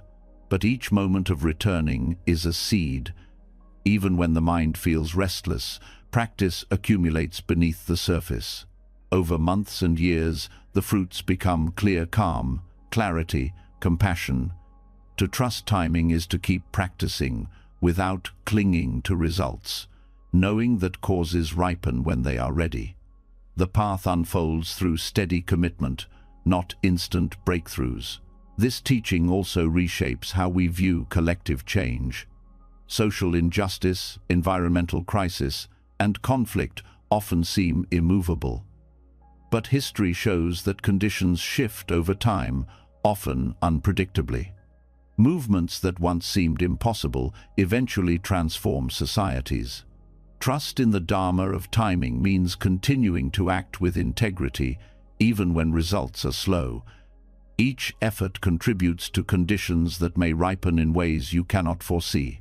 This perspective prevents despair and fuels perseverance. Patience in this sense is not passive waiting, it is active trust. A farmer does not plant seeds and sit idle. They water, tend, and protect the soil, knowing that growth takes time. In the same way, you cultivate wisdom, compassion, and presence daily, trusting that results will ripen naturally. This balance of effort and patience is the essence of the Dharma of timing, doing what you can without forcing what you cannot. Another gift of this teaching is peace with endings. Sometimes causes ripen into closure rather than continuation. A relationship ends, a season of life concludes, a dream dissolves. Instead of resisting, trust in timing allows you to accept endings as natural fruits of conditions. Just as leaves fall when their time is complete, aspects of life must pass to make room for new growth. This trust transforms grief into gratitude, allowing you to honor what was without clinging to what must pass. The Dharma of timing also helps free you from envy. When others succeed before you, the mind may burn with comparison, but trusting timing reminds you that everyone ripens at a different pace. Another's harvest does not diminish your own seeds. By respecting the rhythm of your life, you release the poison of envy and focus on cultivating your own conditions. Trust here is knowing that your path will unfold when the time is right, without needing to match anyone else's schedule. This perspective also brings wisdom to decision-making. Often people rush choices out of fear of missing out. But when you trust timing, you learn to pause, to let clarity ripen before acting. Some opportunities require patience to reveal their true nature. Acting too soon can distort outcomes, while waiting allows conditions to mature. Trusting the ripening of causes helps you act with precision rather than haste, aligning with the deeper rhythm of life. This teaching also illuminates forgiveness. anger, and resentment often feel impossible to release instantly. But forgiveness ripens over time, as understanding deepens and the heart softens. Forcing it prematurely only leads to pretense. Trusting timing allows you to hold space for healing, knowing that even hardened hearts can soften when conditions mature. Patience with yourself and others is an act of compassion rooted in this trust. The Dharma of timing even applies to wisdom itself. Insights do not arrive on command. They ripen through experience, reflection, and openness. A teaching you hear today may not touch you deeply until years later, when life conditions make you ready to receive it. This is why the same words can suddenly feel profound at a different moment. Trusting timing allows you to remain open, knowing that wisdom comes when you are ready, not when you demand it. Finally, this teaching brings peace with mortality. Just as birth requires conditions, so does death. When life has ripened fully, death comes as part of the cycle. Trusting timing means accepting even this with dignity, knowing that the universe unfolds according to causes far greater than personal desire. Death is not a failure of timing, but its completion. Trust arises when you see it as part of the great rhythm, allowing you to live more fully while you are here. So as you rest with this truth, let go of the pressure to control the pace of your life. Seeds ripen when they are ready, not when impatience commands. Efforts bear fruit in their time, not always in your sight. The Dharma of timing is the wisdom of patience, the faith that unseen causes are always working, and the trust that nothing is wasted. By aligning with this rhythm, you free yourself from anxiety, cultivate resilience, and discover peace in the unfolding of life, exactly as it island. When you begin to understand the Dharma of timing, patience blossoms as trust in the natural ripening of causes. Yet even with patience, there is still a subtle thread that binds the heart, the attachment to outcomes. Waiting quietly for results is not the same as being free from needing those results to validate your life. True freedom comes when you release ownership over what happens, when your worth no longer depends on whether events unfold as you wished. This is the path of non-attachment, and it is one of the deepest expressions of faith in the universe. Non-attachment does not mean indifference. It does not mean closing your heart or ceasing to care. Instead, it means participating fully while letting go of the demand to control results. You plant seeds, you nurture them with effort, but you release the need to claim the fruit as yours. This is faith at its purest, because it places trust not in outcomes, but in the act itself, in the living flow of the universe. At the root of attachment is the belief that outcomes define you. Success or failure becomes personal identity, gain or loss becomes proof of worth. This entanglement fuels anxiety and fear, because outcomes are never fully under your control. Even with effort, conditions beyond your reach shape what unfolds. Non-attachment recognizes this and frees you from bondage to results. When your identity no longer hinges on what happens, you act with clarity instead of desperation. This freedom transforms the way you engage with work. Many people pursue goals with clenched fists, measuring their value by achievements or recognition, but non-attachment shifts the focus to process. The meaning lies in showing up, in practicing integrity, in aligning with values. Whether others praise or criticize, whether results are visible or hidden, the act itself carries its own wholeness. Work becomes service rather than self-validation. Trust grows because you know that effort rooted in sincerity never goes to waste, even if outcomes differ from expectation. In relationships, attachment often appears as clinging to how others should act, speak, or feel. This clinging leads to disappointment, resentment, and control. Non-attachment honors connection without possession. It allows others to be free, to grow, to change, without making their choices a threat to your worth. Love deepens when it is freed from ownership. The heart opens more fully when it releases the illusion that another person can be held like an object. Trust here means believing that connection does not require control, that real intimacy thrives when space is allowed. Non-attachment also transforms how you meet suffering. Pain often multiplies because of clinging the insistence that things should be other than they are. Loss is painful, but the refusal to let go of what is gone turns pain into prolonged suffering. When you practice non-attachment, you acknowledge grief without resistance. You allow endings to be what they are, trusting that new beginnings are always possible. Faith deepens when you realize that letting go does not mean emptiness, but space for renewal. This teaching also reshapes your relationship with possessions. Material attachment breeds insecurity, because no object can truly provide lasting security. Wealth may disappear, objects may decay, but clinging to them fuels fear of loss. Non-attachment allows you to use and enjoy what you have without mistaking it for identity or permanence. This does not mean rejecting possessions, but relating to them lightly. Ownership dissolves into stewardship, where you care for what is in your hands, but do not make it the anchor of your being. Trust grows when you discover that contentment arises from within, not from accumulation. Another subtle form of attachment is the craving for certainty. The mind wants to own the future, to guarantee outcomes, to hold life in predictable patterns, but the future cannot be possessed. Non-attachment here means releasing the demand for certainty and living with openness. You make plans, but you hold them lightly. You take steps, but you release the need for guarantees. Faith deepens when you see that the universe does not need to conform to your script in order for life to unfold meaningfully.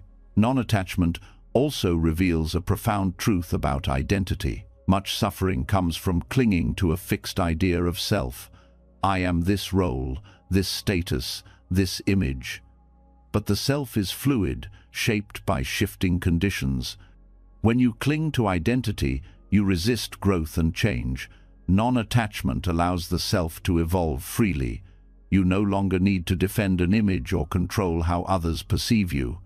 Trust arises when you see that who you are is not a fixed possession, but an unfolding process, part of the larger flow of existence.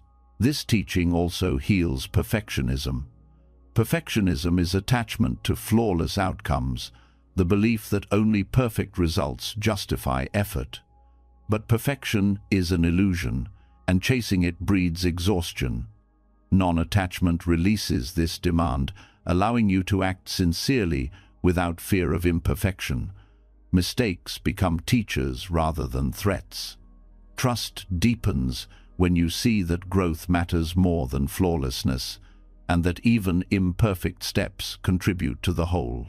The practice of meditation offers direct training in non-attachment.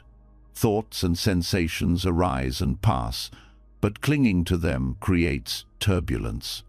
When you notice a thought and let it go without chasing it, you practice releasing ownership. Over time, this habit spills into daily life.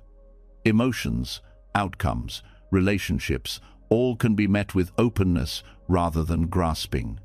Meditation teaches the faith that life can unfold without the constant need to grasp and control. Non-attachment also transforms the experience of joy.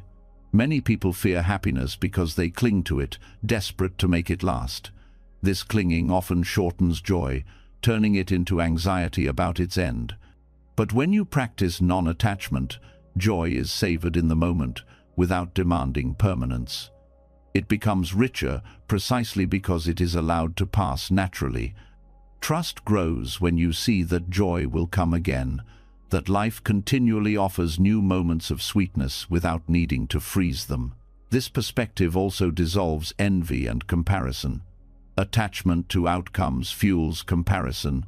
Why do they have what I don't? But non-attachment recognizes that each path unfolds according to unique conditions. You release the demand that your outcomes mirror another's. Instead, you focus on your own sincere participation. Trust arises when you stop competing with the universe and begin cooperating with it, accepting your path as sufficient. Non-attachment even applies to spiritual progress. Many seekers cling to milestones, to insights, to experiences of clarity. But clinging to spiritual achievements becomes another form of bondage. The moment you claim ownership, "I attained this, I am enlightened," the freshness disappears. Non-attachment means releasing even the desire to grasp awakening as a possession. Practice becomes an open path rather than a trophy case. Faith here is knowing that truth reveals itself not through clinging, but through surrender. This teaching also prepares you for mortality. The ultimate attachment is to life itself, to the body, to the sense of I. Death becomes terrifying when viewed as the loss of possession. But non-attachment reframes death as part of the universal flow. Life was never yours to own. It was always a gift, a process, a moment in the great unfolding. Trust grows when you release ownership even of existence, allowing yourself to rest in the larger continuity that transcends the individual. The practice of non-attachment also strengthens compassion. When you release the need to control outcomes, you can be present with others more fully. You help not to fix or possess, but simply to serve. This makes compassion lighter and more sustainable, free from frustration when results are slow or invisible. Trust deepens when you see that your role is to offer, not to own the fruit of offering. Another gift of this teaching is resilience. When you are attached to outcomes, setbacks crush you. When you release attachment, setbacks become opportunities to adapt. You trust that even when one path closes, others can open. This flexibility allows you to move through life without being broken by loss. Non-attachment is not detachment from life, but deeper engagement with its fluidity, rooted in trust that change always carries new possibilities. Non-attachment also aligns with generosity. When you give without attachment, you release the need for recognition or repayment. Giving becomes pure, a direct expression of compassion. The act itself is the reward. This purity builds trust, because you see that generosity is never wasted, that it nourishes both giver and receiver regardless of visible outcomes. This teaching is not easy, because attachment feels natural. But through practice, you discover that clinging is not security, but suffering. The hand that grips tightly becomes cramped. The hand that opens rests peacefully. Non-attachment is the open hand of faith, trusting that what comes is enough, what leaves makes space, and what remains is always sufficient. So let this truth rest in your heart. The purest faith is not in clinging to outcomes, but in releasing them. To live without ownership of results is to live free. You act sincerely, love deeply, give fully, and then let go. You trust that the universe, in its vastness, will carry each seed where it belongs. And in that release, you discover the quiet strength of a heart unbound.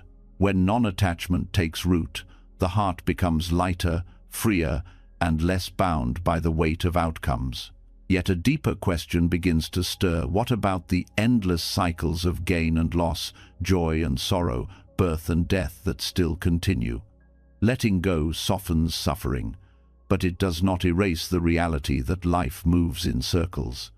This is where the teaching of samsara enters, often misunderstood as a trap to be escaped. But in truth, samsara itself can be the greatest teacher when approached with trust. Instead of running from its cycles, you can discover wisdom within them. Samsara refers to the continual round of existence, shaped by ignorance, craving, and clinging.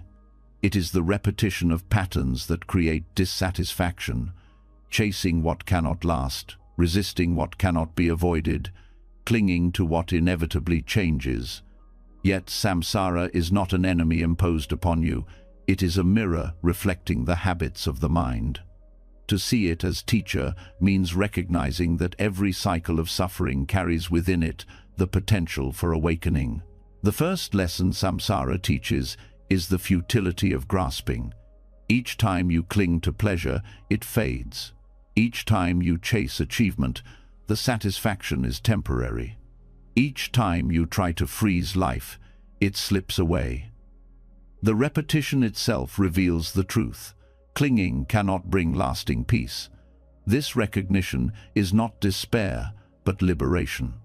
Samsara teaches through repetition what the mind refuses to accept. Nothing permanent can be grasped. And freedom comes only by letting go. The cycles of loss also teach resilience. Each ending, though painful, shows that life continues. A door closes, but breath still flows. The sun still rises, and new conditions emerge. Over time, these repetitions cultivate trust that even in the darkest moments, life carries renewal within itself. Samsara's cycles of birth and death remind us that nothing ends without also giving rise to something else. This rhythm teaches faith in regeneration, not through abstract belief, but through lived experience. Samsara also teaches humility.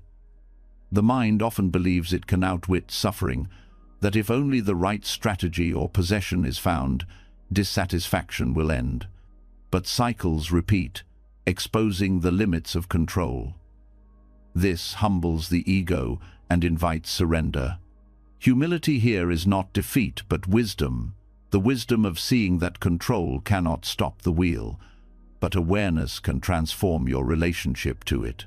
The cycles of samsara also reveal the interdependence of all beings. You suffer, but so does every other being.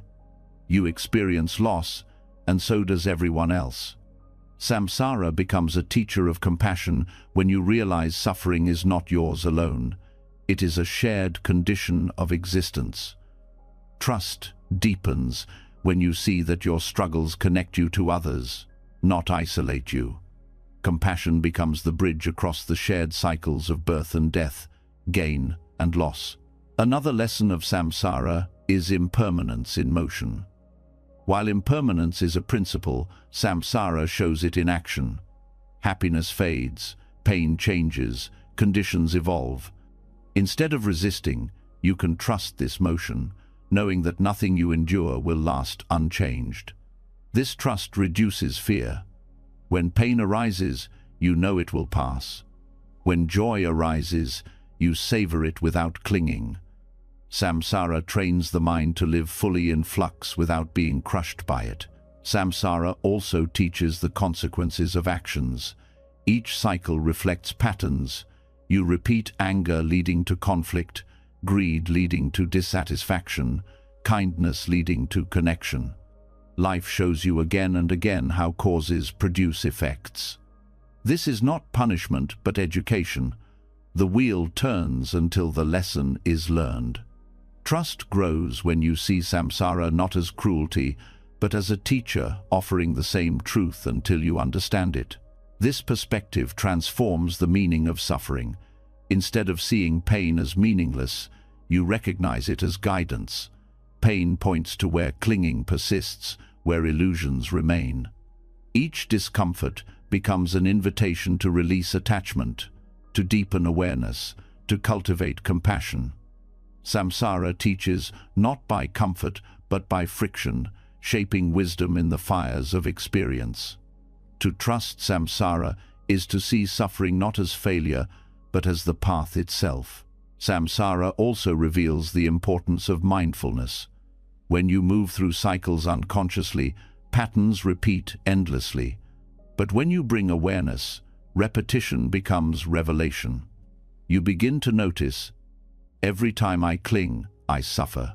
Every time I release, I find peace. The cycle becomes transparent, and transparency brings choice. Mindfulness transforms samsara from blind wheel into illuminated path. Trust arises when you see that awareness itself can liberate, even within the cycle. This teaching also dissolves the illusion that freedom lies only in escape. Many interpret samsara as a prison to flee, but such thinking risks reinforcing aversion. Freedom is not found by rejecting life, but by awakening within it. The Buddha did not destroy samsara, he saw through it.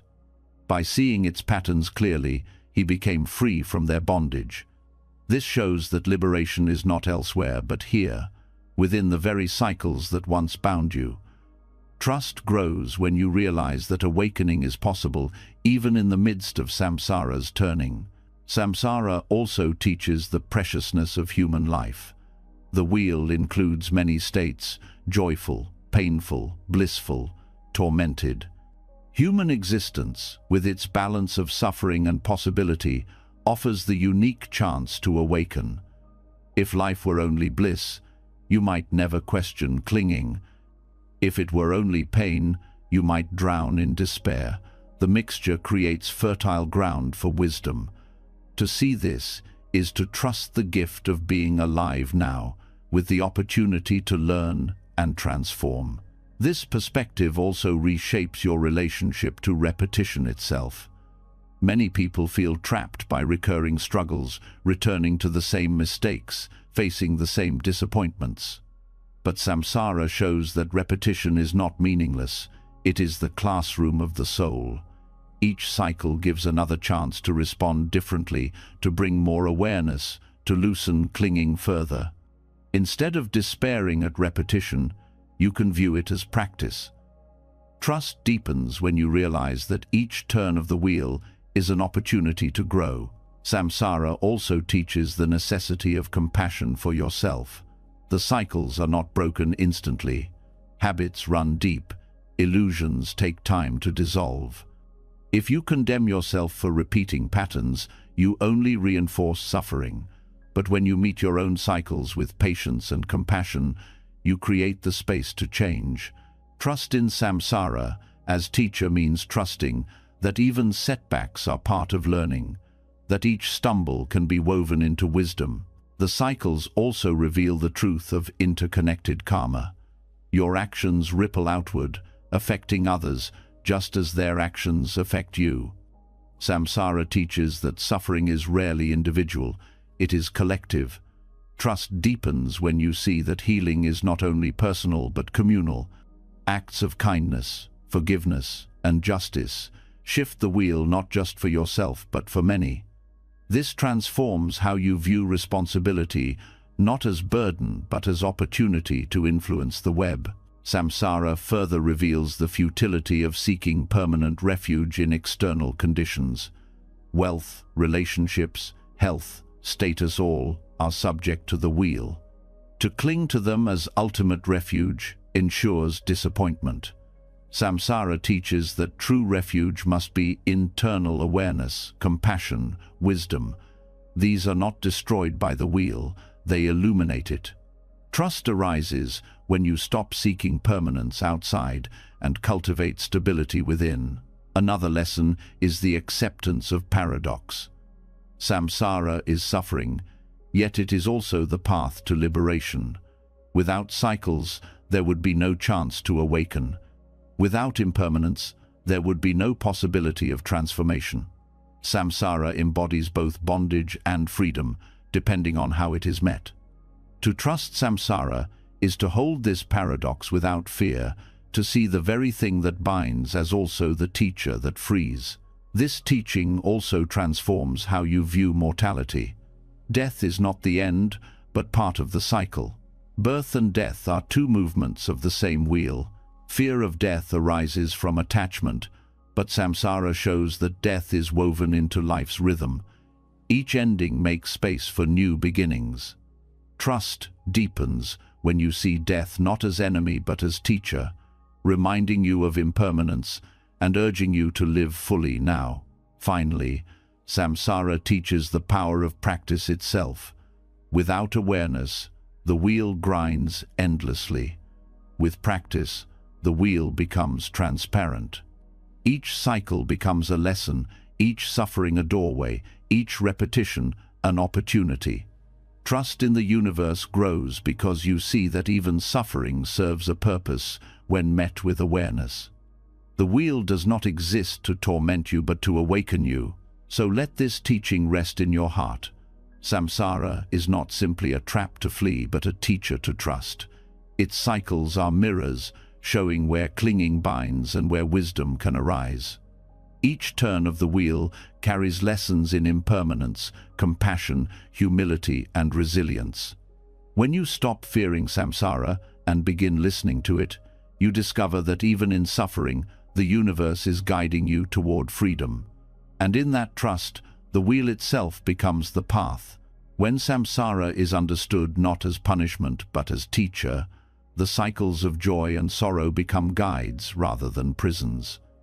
Yet even with this understanding, the mind often falls into extremes. It clings to rigid certainty in one moment and then collapses into paralyzing doubt in the next. Both tendencies keep you trapped. Certainty blinds, while doubt paralyzes. The Buddha's answer was the middle way, a path that avoids the extremes and reveals harmony with the universe.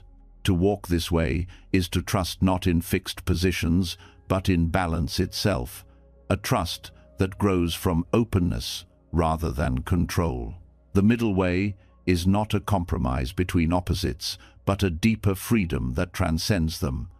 Certainty insists on absolute answers, declaring reality fixed and unchanging. Doubt, on the other hand, undermines all confidence, leaving you stuck in hesitation. The middle way recognizes that both positions distort reality. Life is fluid, complex, and interdependent. To insist on rigid certainty is to deny change. To drown in doubt is to deny possibility. Trust arises when you let go of both and walk steadily in the center, responding to conditions as they unfold. This principle applies first to how you understand truth itself. Certainty often clings to dogma, to unshakable beliefs about how life must be. But the universe continually reveals new depths. What seemed certain yesterday may be overturned today. To cling to fixed certainty is to close the door to learning.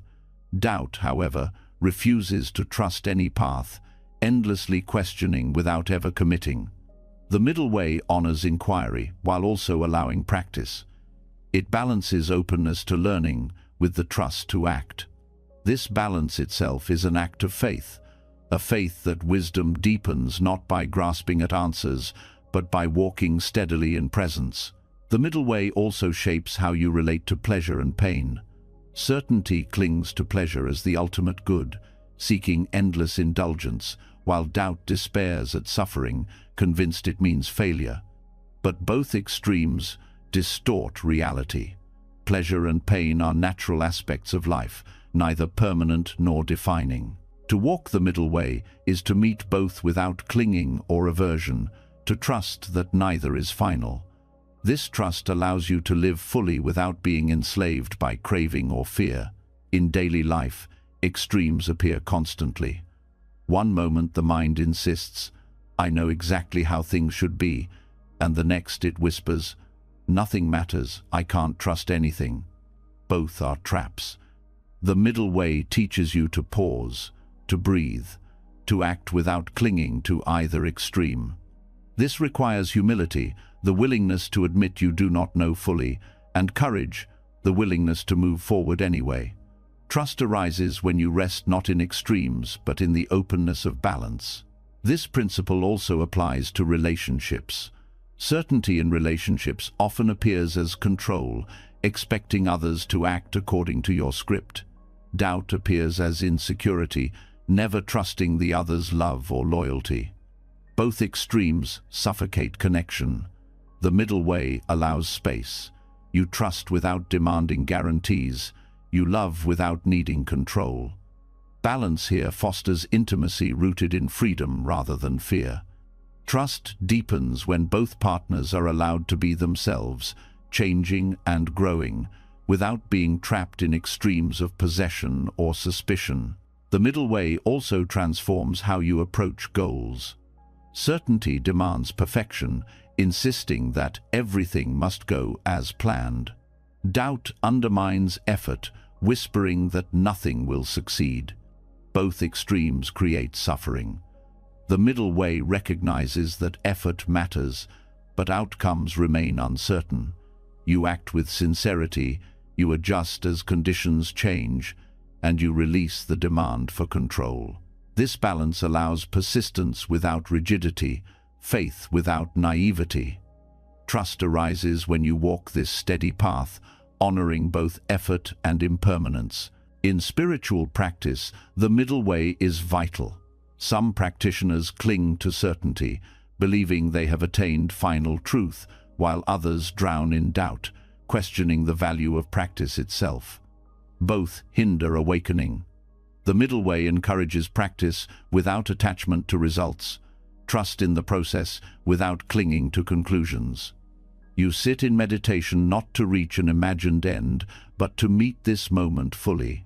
Certainty would demand enlightenment now. Doubt would deny it is possible. The middle way rests in the unfolding, trusting that wisdom ripens naturally through steady presence. This path also dismantles the illusion of control over knowledge. Certainty believes, "I know," and clings to fixed views. Doubt believes, "I can never know," and collapses into inaction. The middle way says, "I will keep learning." This posture keeps the mind supple, ready to be surprised, willing to adapt. It is an act of trust in the unfolding of life itself, a trust that truth is not a possession but a living encounter. Another dimension of the middle way is its power to dissolve conflict. Extremes often fuel division, each side clinging to certainty, refusing to see nuance, or sinking into doubt that resolution is possible. The middle way does not erase differences, but holds them in balance, seeking wisdom beyond polarities. This balance does not mean passivity, but active listening, patience, and willingness to hold complexity. Trust grows when you see that harmony is possible not by defeating one side, but by walking between extremes. The middle way also offers guidance in the face of fear. Certainty insists on absolute safety, trying to eliminate risk entirely. Doubt insists danger is everywhere, making life paralyzing. Both distort reality. The middle way accepts risk as part of life, but refuses to be ruled by fear. You take wise precautions, but you also live fully. Trust here means confidence in your ability to meet conditions as they arise, without demanding impossible guarantees. This teaching also applies to how you relate to time. Certainty clings to fixed plans, demanding life unfold on schedule. Doubt despairs when plans falter, convinced nothing will work. The middle way allows planning while accepting change, trusting timing without forcing it. This balance cultivates patience, allowing you to act without anxiety, trusting that the path will unfold in its own rhythm. In the realm of knowledge, the middle way also dissolves arrogance and nihilism. Arrogance clings to absolute certainty. "I know the truth." Nihilism collapses into doubt. There is no truth. Both extremes distort reality. The middle way walks with humility. There is truth, but I see it only in part. This humility fosters openness, allowing continual learning. Trust arises when you rest in the unfolding journey of discovery rather than demanding final answers. The middle way also nurtures compassion. Certainty often breeds judgment, dividing the world into right and wrong, worthy and unworthy. Doubt breeds indifference, paralyzing action out of fear that nothing will matter. The middle way balances discernment with empathy, allowing you to see harm clearly without condemning the person entirely. This balance fosters compassion rooted in understanding, a compassion that trusts the potential for change in all beings. This principle also transforms how you respond to inner conflict. The mind often swings between self-assurance and self-doubt, one moment believing you are capable, the next believing you are worthless. Both extremes distort reality. The middle way allows you to see strengths and weaknesses honestly, without clinging to either identity. You trust not in perfection, but in the capacity to grow. This balance stabilizes the heart, freeing you from the violence of extremes. The middle way further reveals that trust itself is balance. Too much certainty and trust becomes blind faith, ignoring reality. Too much doubt and trust withers, collapsing into cynicism. True trust rests in the center. It does not deny uncertainty, nor does it demand guarantees. It acknowledges impermanence and interdependence, placing faith not in fixed outcomes, but in the living process of life itself. This balance also reshapes how you view freedom. Certainty clings to rigid order, while doubt sinks into chaos. The middle way reveals freedom as the ability to move with life's flow, without being trapped by either extreme. It is the freedom to adapt, to respond, to remain grounded in presence. Trust grows when you realize freedom is not found in rigid control or total surrender, but in balance between effort and letting go. On a deeper level, the middle way embodies harmony with the universe itself. Extremes arise from the ego's need to control, to define, to secure. Balance arises from trust that the universe already carries a rhythm. When you align with that rhythm, you discover peace. The middle way is not about forcing balance, but about uncovering the balance that is already present. To walk this way is to live in tune with reality, neither blinded by certainty nor crushed by doubt. So let this teaching rest within you. Trust in the middle way is trust in balance itself. It is the refusal to be trapped in extremes, the willingness to walk steadily between them, the humility to keep learning, and the courage to keep moving. By avoiding the poles of rigid certainty and endless doubt, you discover a harmony with the universe that neither extreme can offer. In that balance, trust becomes not an effort, but a natural way of being steady, open, and free. When balance in the middle way steadies the heart, you begin to sense a subtler truth. Harmony is not only found in how you move between extremes, but also in the spaces where nothing needs to be done. Beyond the struggle of certainty and doubt, beneath the noise of thought, there are gaps, small openings of silence that often go unnoticed. These pauses are not emptiness in the ordinary sense, but doorways into something vast, a direct encounter with universal intelligence. To trust the silence between thoughts is to allow the deepest wisdom to reveal itself, not through effort, but through stillness. In meditation, thoughts flow like waves, rising and falling without end. The mind often identifies with these waves, assuming that truth lies only in the content of thought. But if you pay close attention, you will notice that between one thought and the next, there is a gap. It may be brief, so subtle that it slips past unnoticed, but in that space there is clarity. There is no struggle, no identity, no story, just stillness. This stillness is not created by the mind, but revealed when the mind rests. Trusting this gap is trusting the presence of a wisdom deeper than thinking. Most people are uncomfortable with silence because they equate it with absence. They rush to fill gaps with words, distractions, or mental noise. But silence is not empty. It is full of potential. It is the ground from which thoughts arise and into which they dissolve. Without silence, there would be no space for sound. Without the gap, there would be no room for thought. To rest in silence is to return to the source, to recognize that wisdom does not belong only to the mind, but to the space that holds it. This silence teaches humility. The mind prides itself on knowledge, analysis, and argument. But in the gap, there is no analysis, no conclusion, no certainty. There is simply presence. To rest, there is to accept that the universe is larger than the intellect, that truth cannot be captured by words alone. This humility is not disempowering, it is liberating. It releases you from the prison of constant mental activity and opens you to a deeper intelligence already woven into existence. The silence between thoughts also nurtures trust because it is free from fear.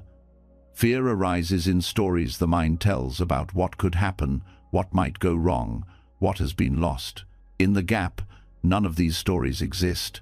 For even a fraction of a second, you are free. That freedom is not something you invent. It is already present, revealed when thought subsides. Trust deepens when you realize that peace is not something distant to be achieved, but something immediately accessible in the pauses. This silence also heals the obsession with identity. Thoughts constantly narrate who you are, your roles, your successes, your failures. But in the gap, those stories fall silent. For a moment, there is no self to defend, no identity to uphold. There is only awareness itself, open and boundless. To rest in this silence is to taste non-self directly, to see that identity is a construction of thought, not the essence of being. Trust grows when you experience yourself, not as a fixed entity, but as awareness itself. The gap also reveals the interconnected nature of existence. Thoughts divide reality into subjects and objects, self and other, here and there. In silence, these divisions dissolve. What remains is not separation, but unity. Awareness is not inside you or outside you. It is everywhere. Trust deepens when you realize that the universe is not something apart to be conquered, but something you are already part of, revealed most clearly in stillness. This silence is also a source of creativity. Many breakthroughs occur not when the mind is frantically working, but when it pauses during a walk, in a moment of rest, in the quiet, before sleep. The gap allows the unconscious to surface, insights to arise unforced. To trust silence is to trust that wisdom comes not only from effort, but also from openness. By honoring the gap, you create space for inspiration to emerge naturally. The practice of trusting silence also transforms how you relate to emotions. Strong emotions often carry turbulent thoughts. Anger generates stories of blame. Fear creates stories of danger. Sadness spins stories of loss. But if you rest in silence, even briefly, you find that emotions too are waves passing through awareness. The gap reveals that you are not identical to anger, fear, or sadness.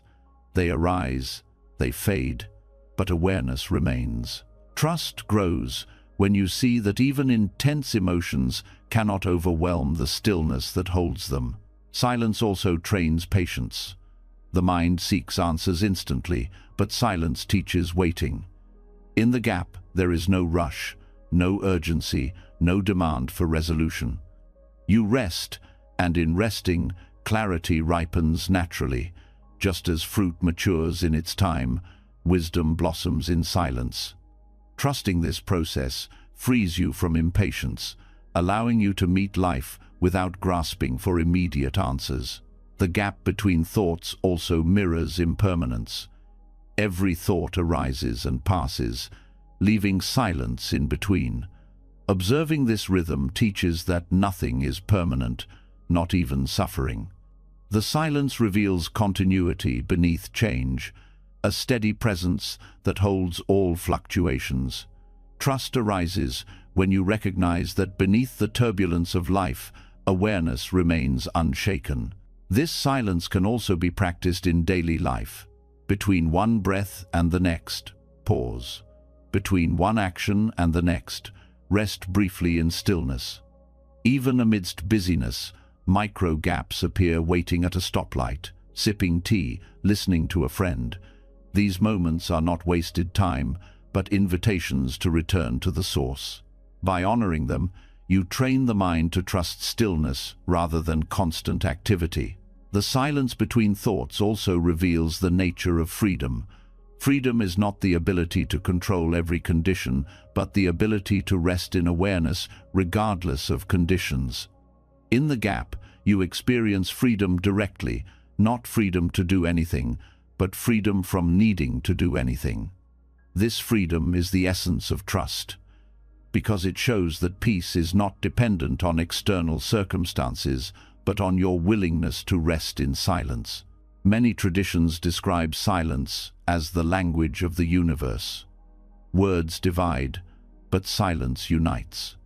Silence is where prayer deepens, where meditation opens, where communion with the sacred occurs. The silence between thoughts is not absence but presence itself, the presence of the infinite within the finite. Trusting this silence is trusting that you are always held within something greater than the mind can conceive. This practice also dissolves fear of death. Much of the fear around death comes from the belief that awareness will end. But in meditation, every gap shows awareness without content. Thoughts end, yet awareness remains. This direct experience hints that awareness is not dependent on thoughts or identity. Trust grows when you see that what you are is not the stream of thoughts, but the silence that holds them. The silence between thoughts also teaches compassion. When you rest in stillness, the frantic judgments of the mind subside. You no longer define people by labels or stories, but see them with fresh eyes. Compassion arises naturally because silence reveals connection beyond judgment. Trust deepens when you experience love, not as sentiment alone, but as the natural expression of stillness. In the deepest sense, the gap is a glimpse of nirvana. Nirvana is not a distant realm, but the cessation of clinging, the release of illusion. Every gap reveals this directly. For that moment, there is no craving, no aversion, no illusion of self. There is simply freedom. To rest in these glimpses is to trust that liberation is not far away, but already present in the pauses you overlook. So let this truth settle. The silence between thoughts is not emptiness, but the essence of being. It is the space where fear dissolves, where identity loosens, where compassion arises, and where wisdom reveals itself without effort. To trust this silence is to trust the universe itself, not through words or concepts, but through direct experience. Each gap is an invitation, each pause a doorway. In learning to rest there, you discover that the deepest intelligence of life is always present, waiting in the quiet between thoughts. When you discover the silence between thoughts, you realize that wisdom is not always found in accumulation, but often in the space that remains untouched by noise. From this silence emerges a deeper way of seeing, one that is unburdened by the weight of assumptions, memories, and conclusions. This way of seeing is what Zen calls beginner's mind. It is not naivety, but a conscious openness, a trust that the unknown carries life more fully than stale certainty. To live with beginner's mind is to release the grip of past conditioning and meet each moment freshly, as if for the first time. Beginner's mind is often misunderstood as emptiness of knowledge, but it is not ignorance, it is openness. It means approaching every experience, no matter how familiar, without the arrogance of "I already know." When you cling to prior knowledge, you see only what fits your categories. When you approach with beginner's mind, you notice details you would otherwise miss. Life becomes vivid again, because you allow it to reveal itself without being forced into old patterns. Trust in the universe deepens when you let each moment surprise you, instead of reducing it to a repeat of the past. One of the deepest obstacles to trust is the conditioning of memory. Past hurts whisper, "It will happen again." Past disappointments murmur, "Do not try." Past successes even cling, convincing you that the future must replicate them. Beginner's mind breaks this chain. It honors memory, but refuses to let it imprison the present. By releasing conditioning, you allow life to show you what it is now, not what it was before. This is not forgetting the past, but freeing yourself from its dominance. This attitude also transforms relationships. Often, you interact with loved ones through the filter of past experiences, assumptions about how they will react, judgments from old conflicts, labels fixed long ago. Beginner's mind allows you to meet them anew, as if you had never seen them before. This openness can dissolve resentment and rekindle curiosity. Trust grows when you stop assuming and start listening, when you see the other not as a static character, but as a changing, living being. Beginner's mind also reshapes learning. Many people approach learning with the pressure of already needing to know, fearing mistakes, or clinging to what they think they understand. But true learning requires humility, the willingness to be empty, to not know. Beginner's mind removes the fear of failure because every step is discovery. You are not proving knowledge but uncovering truth. This approach makes even mistakes valuable because they reveal new pathways rather than final judgments. Trust in the learning process arises when you release the need to already be an expert. This teaching is especially important in spiritual practice. Long-term practitioners may become trapped by concepts of progress. I should be calmer by now, more advanced, more enlightened. Such expectations create frustration. Beginner's mind lets you sit in meditation as if for the first time, without demand for results. Each breath is new, each moment unique. This freshness opens the heart to trust, because you no longer measure practice by comparison, but by direct presence. Beginner's mind also nurtures creativity.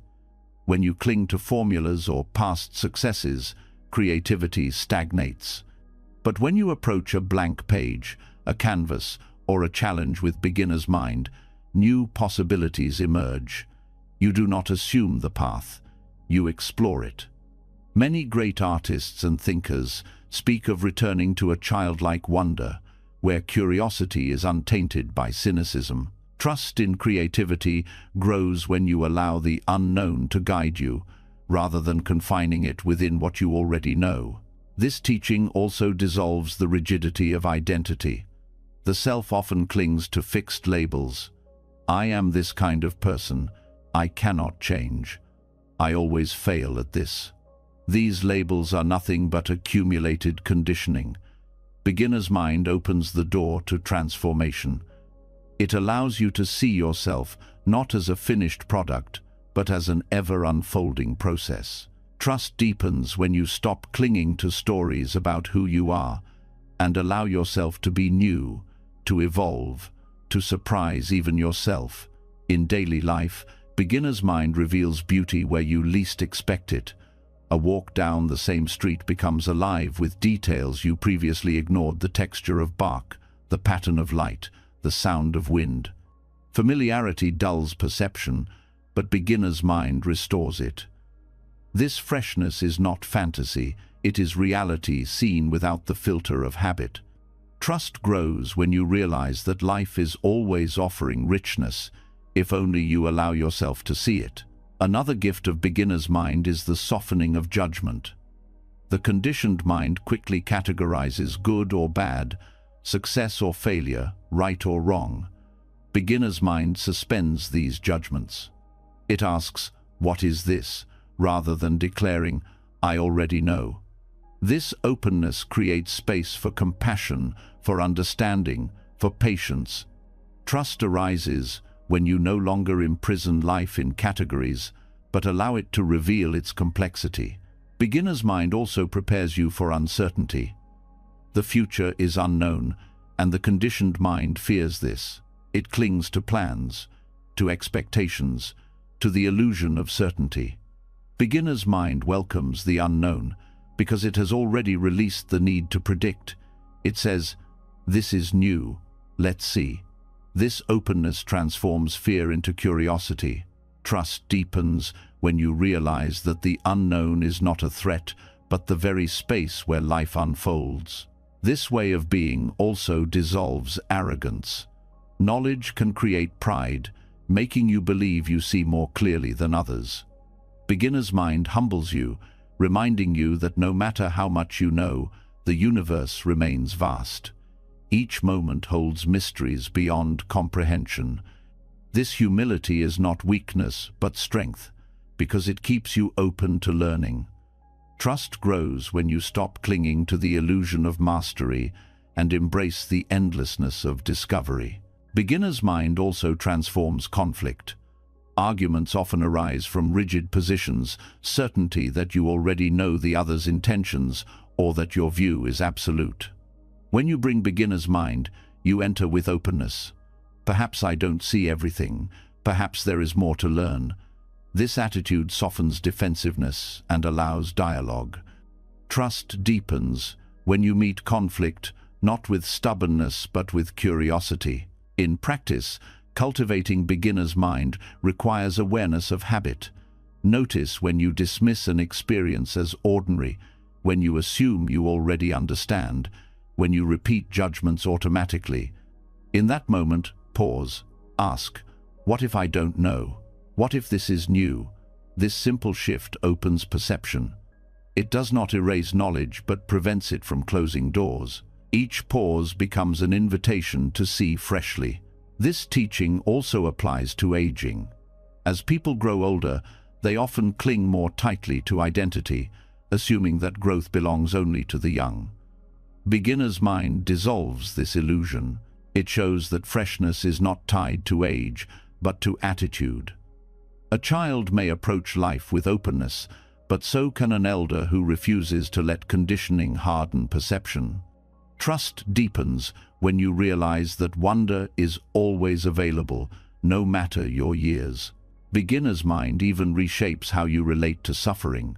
The conditioned mind says, I know this pain, it always destroys me. Beginner's mind says, this is new. Let me see what it is now. By meeting suffering freshly, you may notice details previously hidden: the impermanence of sensations, the space around them, the resilience within you. Trust grows when you stop recycling old narratives about pain and begin seeing each moment as unique. This attitude also transforms gratitude. Familiar blessings, food, shelter, friendship, often fade into background noise because of habit. Beginner's mind restores appreciation. You taste food as if for the first time, feel gratitude for shelter as if newly discovered, cherish companionship as if never experienced before. Trust deepens when you see that abundance is not scarce but overlooked, hidden behind the dullness of habit. In the deepest sense, beginner's mind is faith itself. To release conditioning is to leap into the unknown, to trust that the universe holds you even when you cannot predict. It is the willingness to meet each moment as new, not by clinging to old maps, but by walking with openness. This trust does not deny memory or knowledge, but prevents them from closing doors. It keeps you awake, curious, alive. So let this truth remain in you. Beginner's mind is the doorway to trusting the unknown. It is the courage to live freshly, the humility to admit not knowing, and the faith to meet each moment as if for the first time. By releasing past conditioning, you discover that the universe is not repeating itself, but creating itself anew in every breath.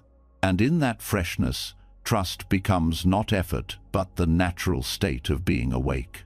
When beginner's mind opens the way, you begin to see that freshness is not only about meeting each moment without conditioning, but also about loosening the very sense of who it is that meets the moment. Beneath the curiosity and humility lies a deeper question. What exactly is this I that claims ownership of experience? To approach life with openness requires more than releasing assumptions. It requires releasing the boundaries of ego itself. This is the heart of the teaching of non-self, or anatta, and it is perhaps the greatest act of trust. To let go of the solid identity you cling to is to surrender into the flow of the universe, merging with something far greater than the self you thought you were. The idea of non-self often unsettles people because identity feels like the anchor of stability. Without me, what remains? Yet Buddhism teaches that what we call the self is not a fixed essence, but a collection of conditions: body, feelings, perceptions, thoughts, consciousness arising and passing continuously. None of these are permanent, none are entirely under your control, and none can be pointed to as the true I. When you examine closely, the self dissolves into a process, a flow. To trust this truth is to release the illusion of solidity and discover freedom in fluidity. Clinging to self creates endless suffering. You defend your image, protect your pride, chase validation, fear rejection, and resist change, all because you believe a fixed I must be preserved. This belief makes you fragile, because life constantly challenges the self you try to hold.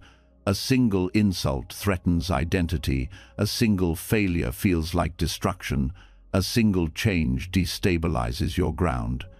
But when you see that the self is not fixed, threats lose their power. An insult touches passing conditions, not an eternal self. Failure becomes feedback, not annihilation. Change becomes natural, not terrifying. Trust arises when you release the weight of defending an illusion. Non-self also transforms how you experience relationships. Much suffering comes from seeing yourself as separate from others, a solitary entity competing for survival. But when you realize the boundaries of self are porous, the illusion of separation dissolves. The air you breathe flows through countless beings. The food you eat comes from earth, sun, and rain. Your thoughts are shaped by languages and cultures passed down over centuries. You are not isolated, you are interwoven. To trust this truth is to see that caring for others is not sacrifice but care for the whole to which you belong. Compassion deepens when the line between self and other fades. The teaching of non-self also liberates you from comparison. When you believe in a fixed self, you constantly measure it against others smarter, richer, stronger, more admired. These comparisons generate envy and insecurity. But when self is seen as fluid, comparison loses meaning. You are not a fixed object to measure. You are a process unfolding uniquely. Trust grows when you no longer need to prove your worth by surpassing others, but allow yourself to be part of the universal flow, each being a different expression of the same vast reality. In meditation, the insight of non-self can be glimpsed directly. As you observe thoughts, sensations, and feelings, you notice they arise on their own. You do not command the next thought or control the next sensation. They appear, stay briefly, and dissolve. If you watch closely, you cannot find a thinker apart from thoughts, or a feeler apart from feelings. There is only the stream of experience. This realization is not abstract philosophy, but direct perception. The self you defend so fiercely is nowhere to be found. Trust arises when you let go of the need to locate a solid I and rest in awareness itself. Non-self also dissolves fear of death. Fear arises because the self believes it will be annihilated. But if there is no fixed self to begin with, what is there to end? Life is a flow of conditions. Birth and death are transitions within that flow. The body changes constantly, cells dying and renewing, identity shifting year by year. Death is part of this continuity, not the destruction of an eternal self. Trust grows when you see death not as personal loss, but as part of the great cycle, the universe transforming through you. This teaching also redefines freedom. Many believe freedom means expressing the self without restraint, asserting identity at all costs. But this form of freedom often becomes bondage, because the self must be constantly protected, defended, and advertised.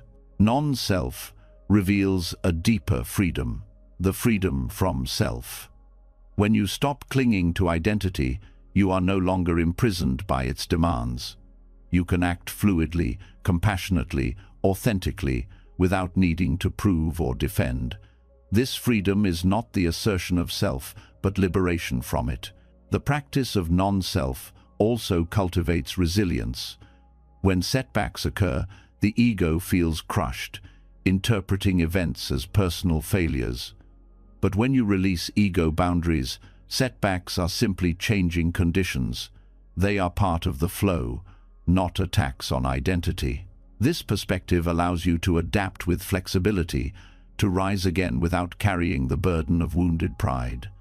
Trust deepens when you realize that your worth is not tied to outcomes, because there is no fixed self to be diminished. Non-self also invites humility. When you believe in a separate self, it is easy to become arrogant, imagining that your achievements are solely yours.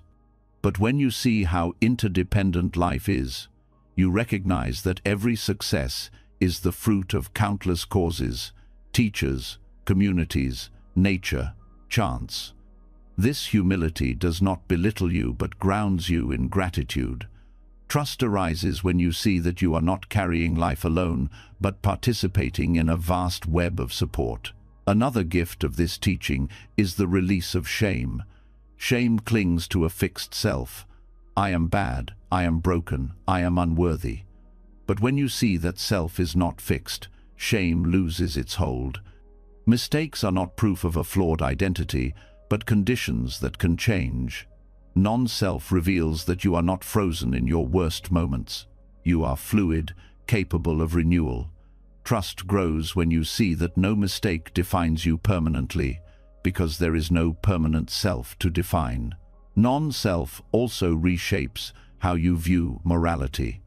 When the ego clings to identity, morality can become self-centered. Good deeds for praise, restraint for reputation, generosity for recognition. But when self dissolves, morality becomes natural. Compassion flows not because you want to be seen as virtuous, but because the line between you and others has faded. Helping others is as natural as caring for your own hand. Trust deepens when you see that goodness is not imposed from outside, but arises from the recognition of non-separation. The teaching of non-self also strengthens mindfulness. When you cling to self, you interpret every thought and feeling as mine. Anger becomes my anger. Fear becomes my fear.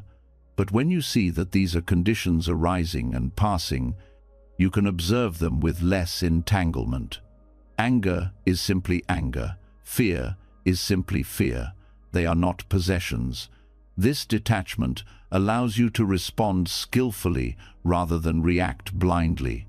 Trust arises when you see that you do not need to be defined by passing states.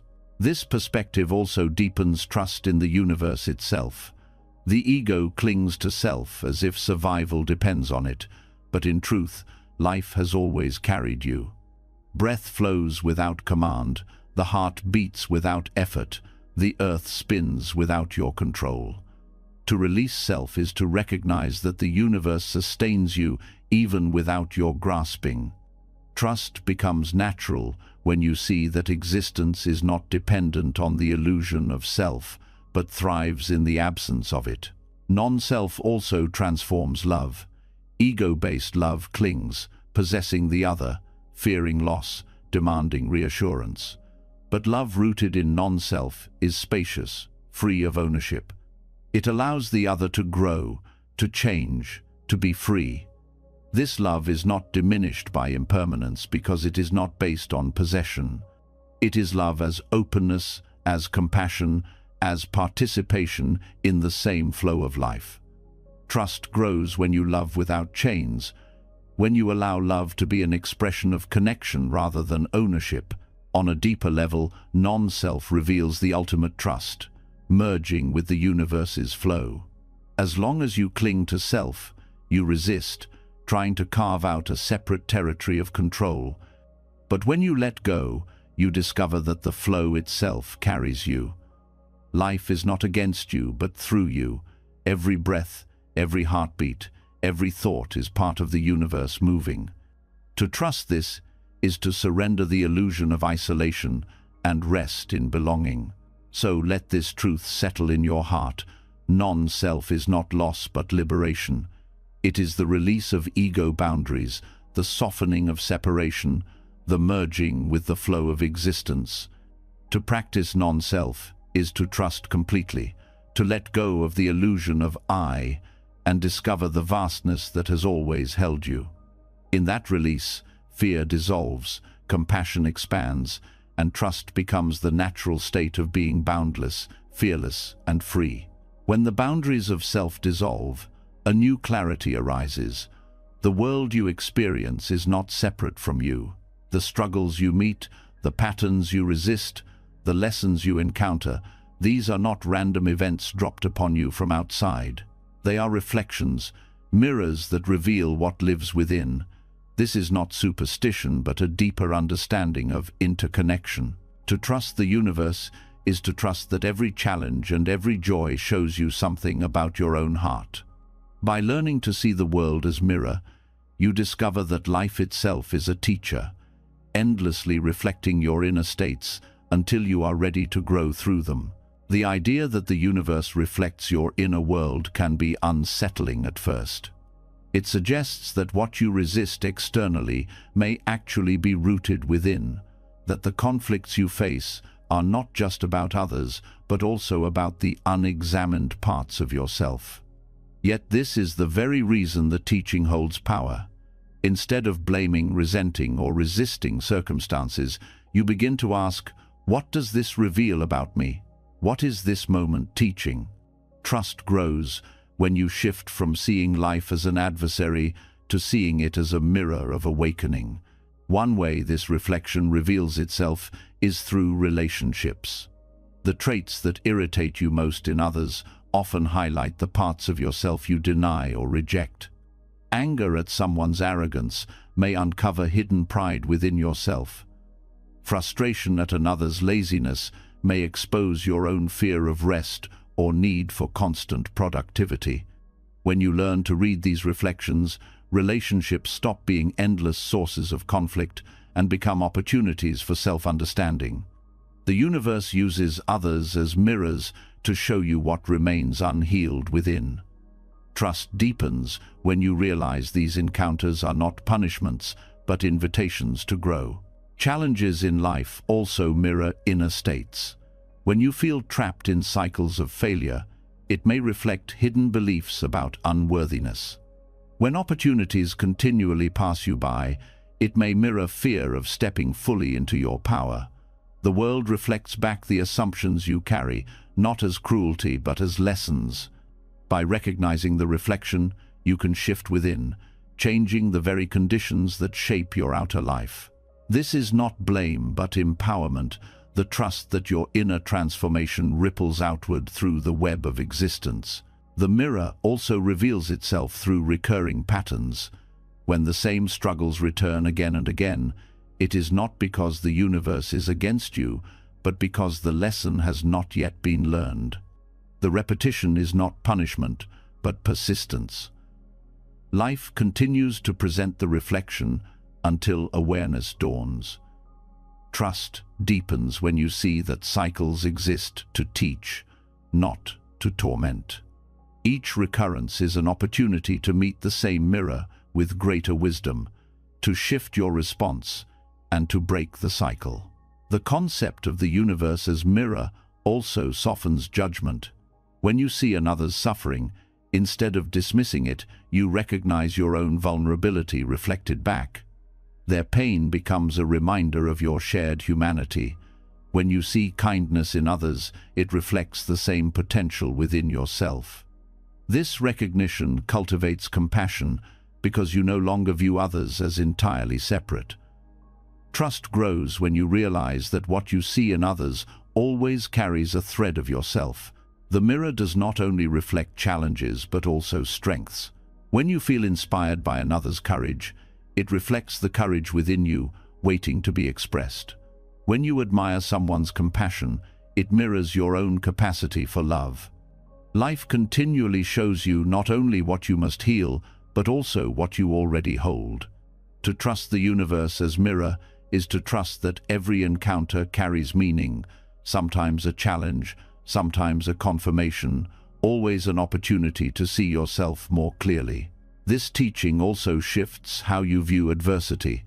Instead of asking, "Why is this happening to me?"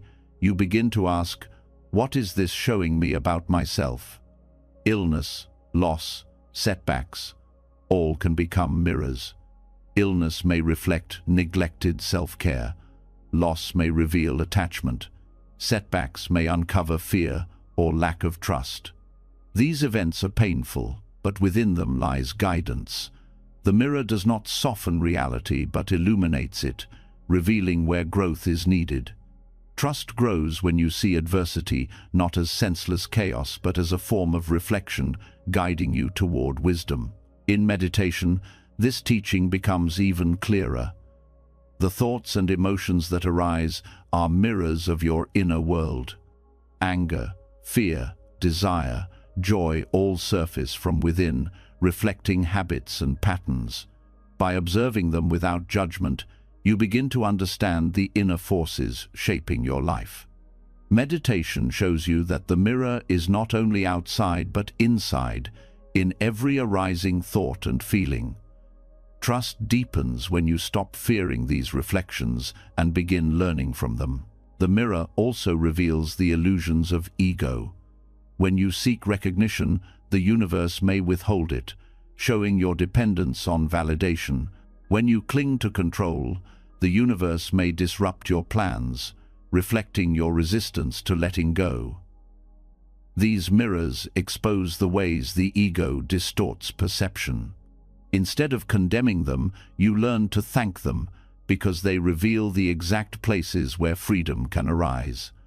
Trust grows when you see the universe not as cruel but as compassionate in its reflections. This teaching also transforms how you relate to success.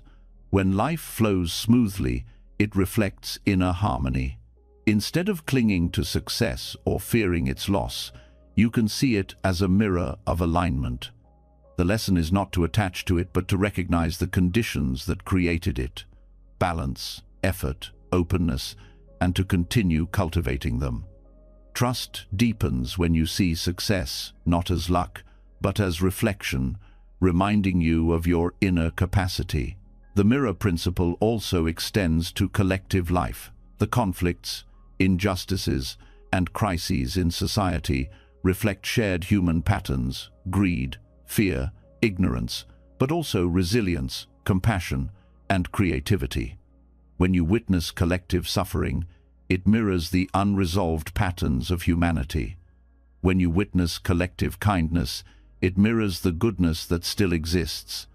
Trust grows when you see the world's challenges as opportunities for collective awakening, not signs of inevitable decline. This reflection also invites accountability. To see the universe as mirror is to accept responsibility for your inner state. If you constantly meet anger outside, ask where anger still lives within. If you constantly meet distrust, ask how you withhold trust from yourself or others. This is not blame, but empowerment. By transforming within, you shift what is reflected outside. Trust grows when you see that you are not powerless but active in shaping the reflections you encounter. The practice of this teaching requires honesty. It is easier to blame others than to admit what their behavior mirrors within you. It is easier to see external chaos than to examine internal conflict. But honesty reveals the mirror clearly. By facing it, you break through illusions and awaken. Trust arises when you stop avoiding your own reflection and meet it with courage. This teaching also cultivates gratitude.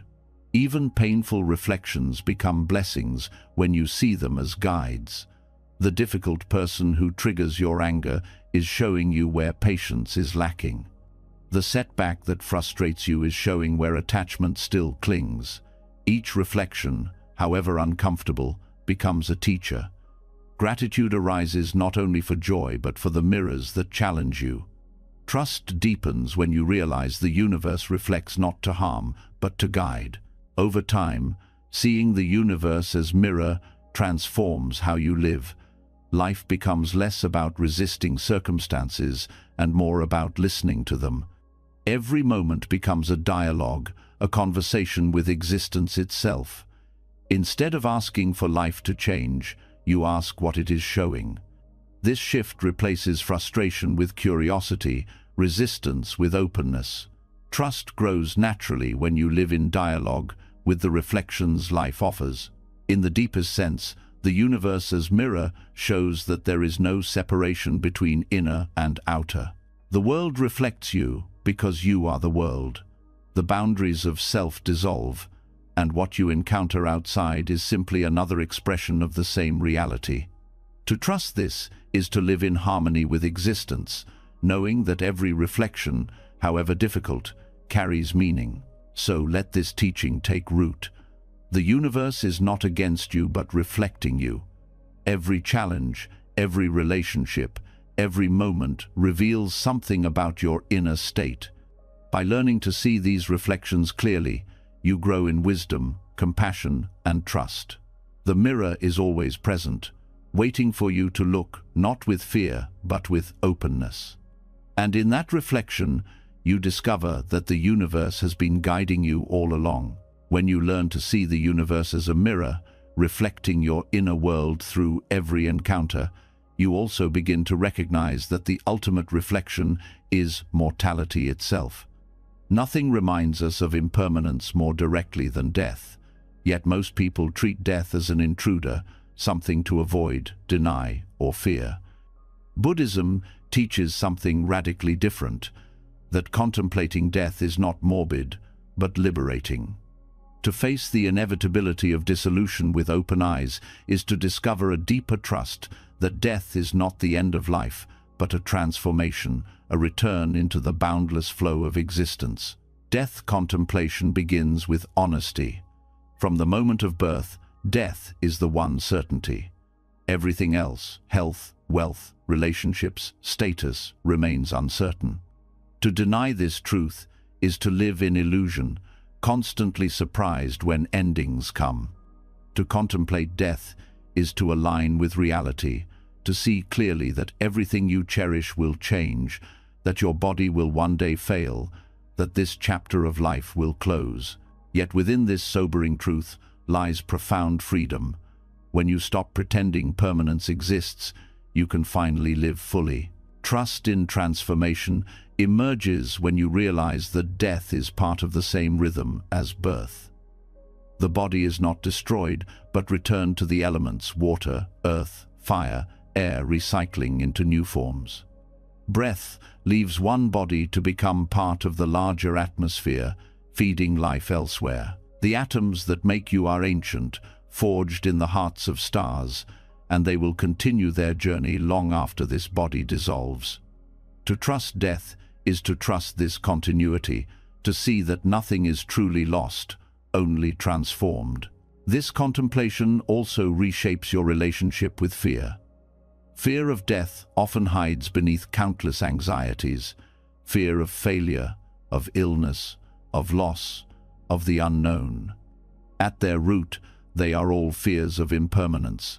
By turning directly toward death, you strip fear of its power. You realize that fear thrives in avoidance, but when you face death, you see it clearly. Inevitable, unstoppable, yet also natural. Trust arises when fear is replaced by acceptance, when you no longer resist the rhythm of life. Contemplating death also clarifies priorities.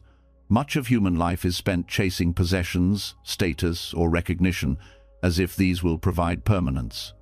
But when you remember that death is certain, these pursuits lose their grip. What becomes important is not accumulation, but meaning, relationships, compassion, presence, wisdom. The awareness of death sharpens your vision, cutting through distractions. Trust deepens when you see that life's true value lies not in what you hold, but in how you live. This teaching also nurtures compassion. When you remember that everyone will die, arrogance fades.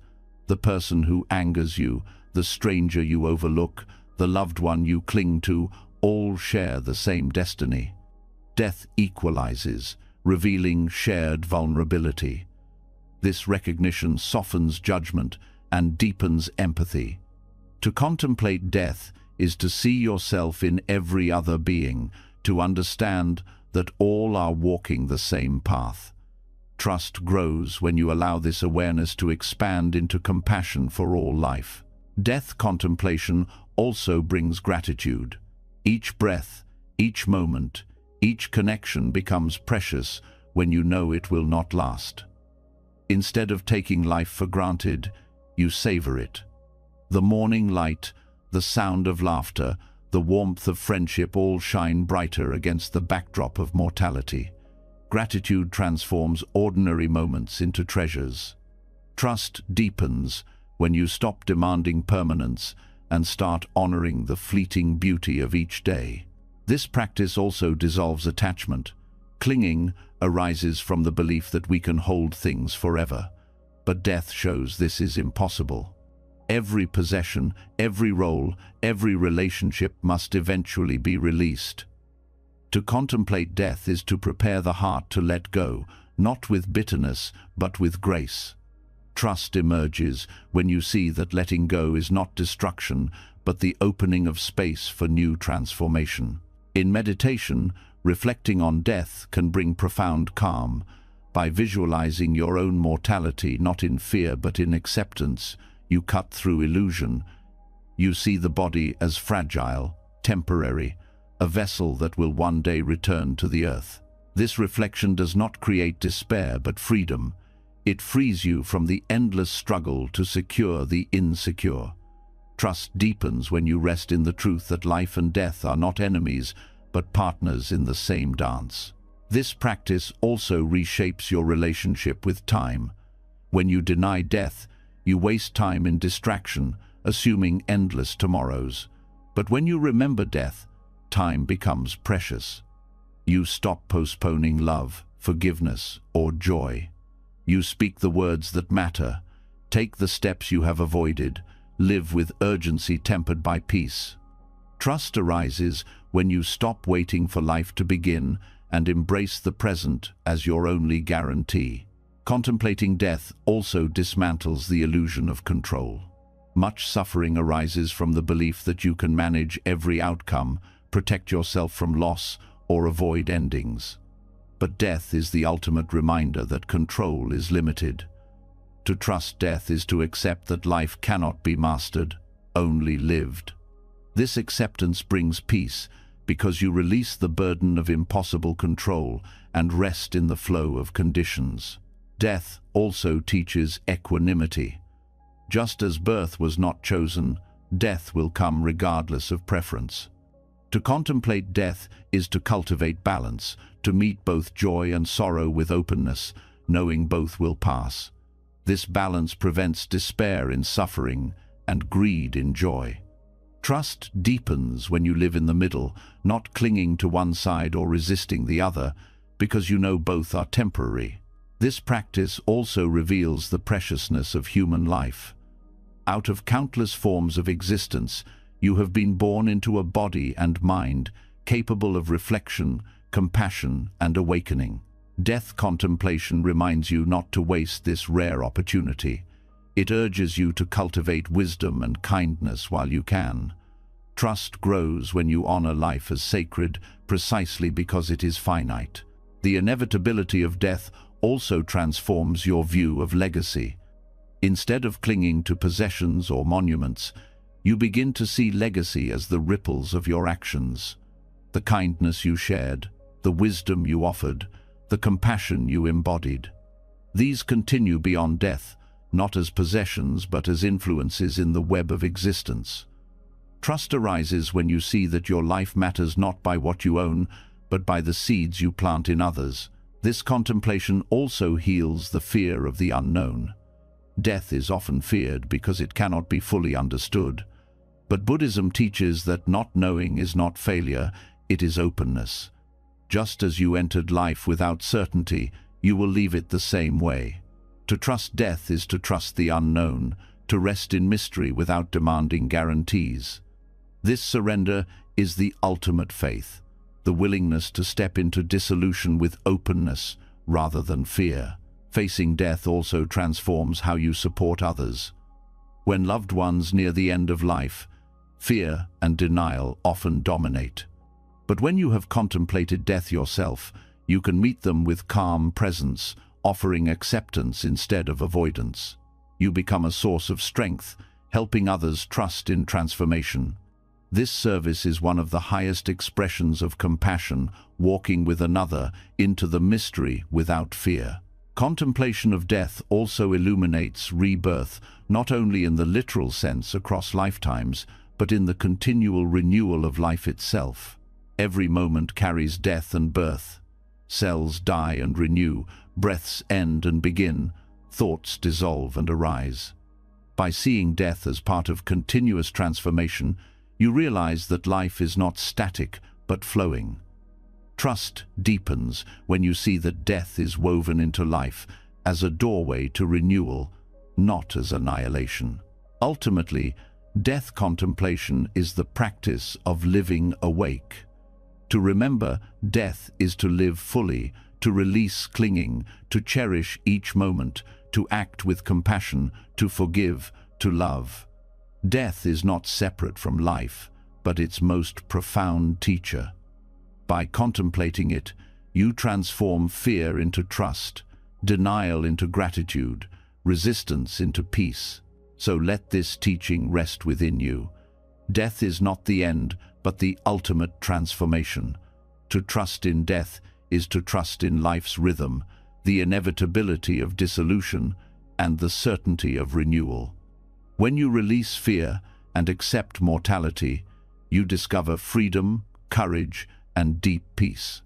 Death no longer looms as an enemy, but reveals itself as the universe's greatest lesson in trust, guiding you to live fully now and to step into the unknown with a fearless heart. When the contemplation of death teaches you that dissolution is not destruction but transformation, a further truth begins to shine through the cracks of fear. Even suffering itself is not meaningless. To face death with peace is already to see that pain does not simply exist to crush you, but to awaken you. This realization leads into the heart of one of Buddhism's most radical insights, that the universe itself is compassionate, not in the sentimental sense of sparing you from difficulty, but in the deeper sense of using every moment, even suffering, as a path toward awakening. To trust this is to believe that dukkha, the universal experience of dissatisfaction, is not punishment but guidance. Suffering, in its many forms, is unavoidable. Bodies grow ill, relationships strain, plans collapse, loved ones depart. No amount of wealth, power, or planning can shield you from these truths. To deny suffering is to live in perpetual shock whenever it arises. But to see suffering clearly is to recognize it as teacher. The Buddha's first noble truth was not an invitation to despair, but to honesty. Life contains dukkha.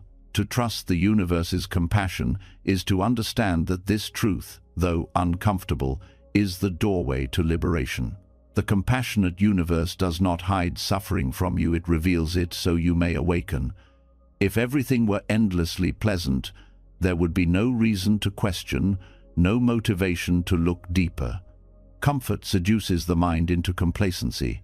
Pain disrupts this illusion, forcing you to see impermanence and interdependence directly.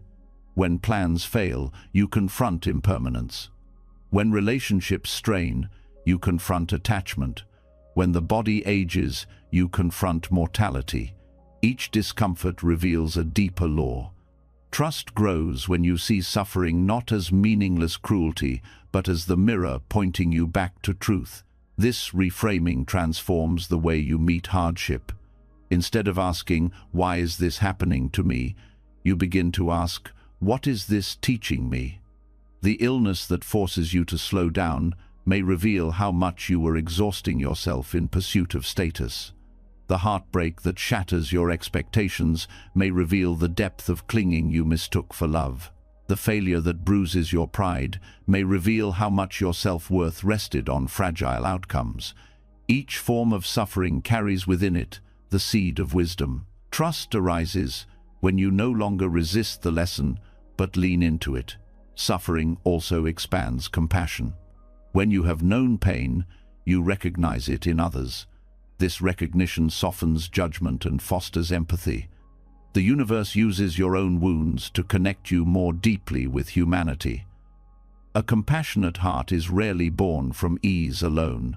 It is shaped by loss, by struggle, by failure.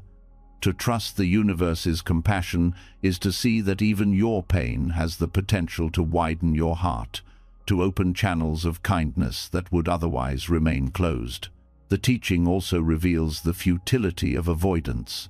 Much of human effort is spent trying to escape pain through distraction, addiction, denial, or control. Yet avoidance only multiplies suffering. The compassionate universe does not allow permanent escape, because escape keeps you asleep. By returning suffering again and again, life invites you to face it directly, to stop running, to learn. Trust grows when you see that suffering persists not to torment but to awaken, and that only by meeting it with awareness can liberation begin. Dukkha also illuminates impermanence.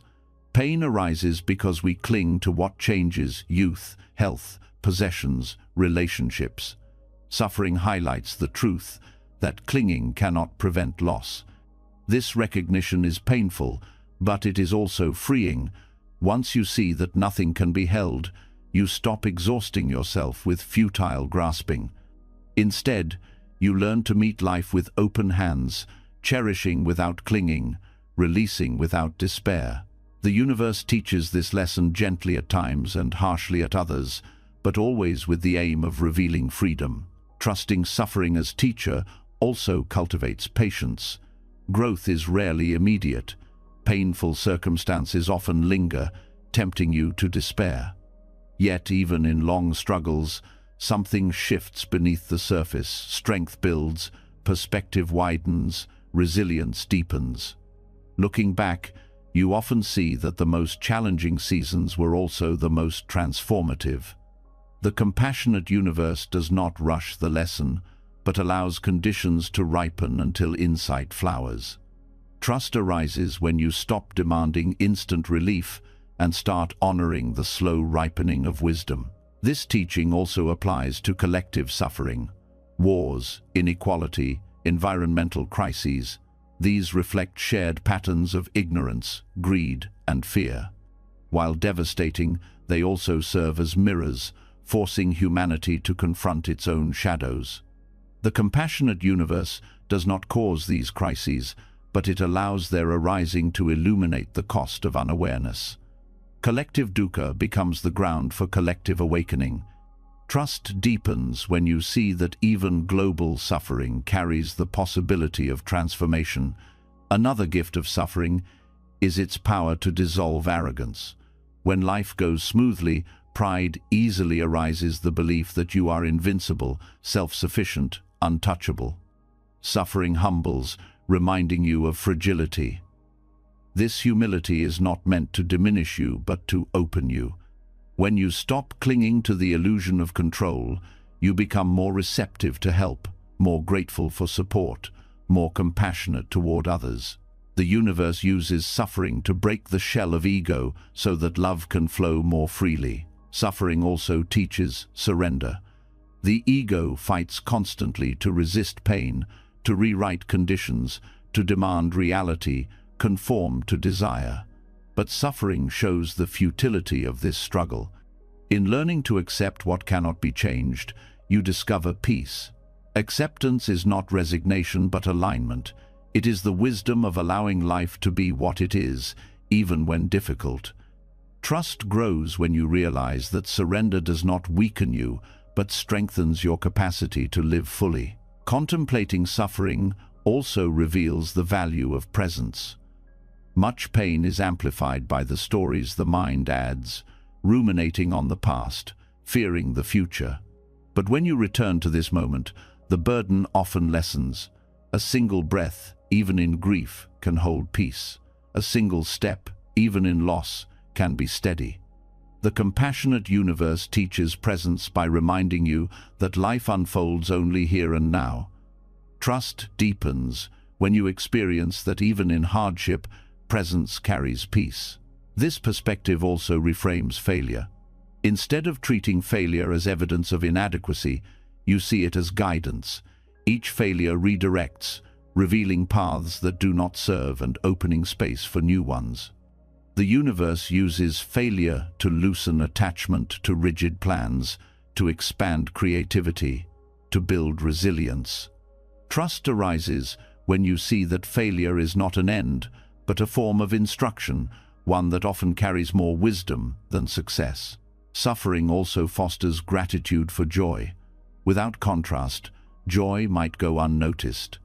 The sweetness of relief after pain, the depth of laughter after sorrow, the brightness of friendship after loneliness, all are heightened by the contrast with suffering. The universe uses darkness to reveal light more clearly. Trust grows when you appreciate that even pain enhances your capacity to cherish happiness. This teaching also transforms how you support others in their suffering. Without trust in the meaning of pain, you may rush to fix or minimize it, offering hollow comfort.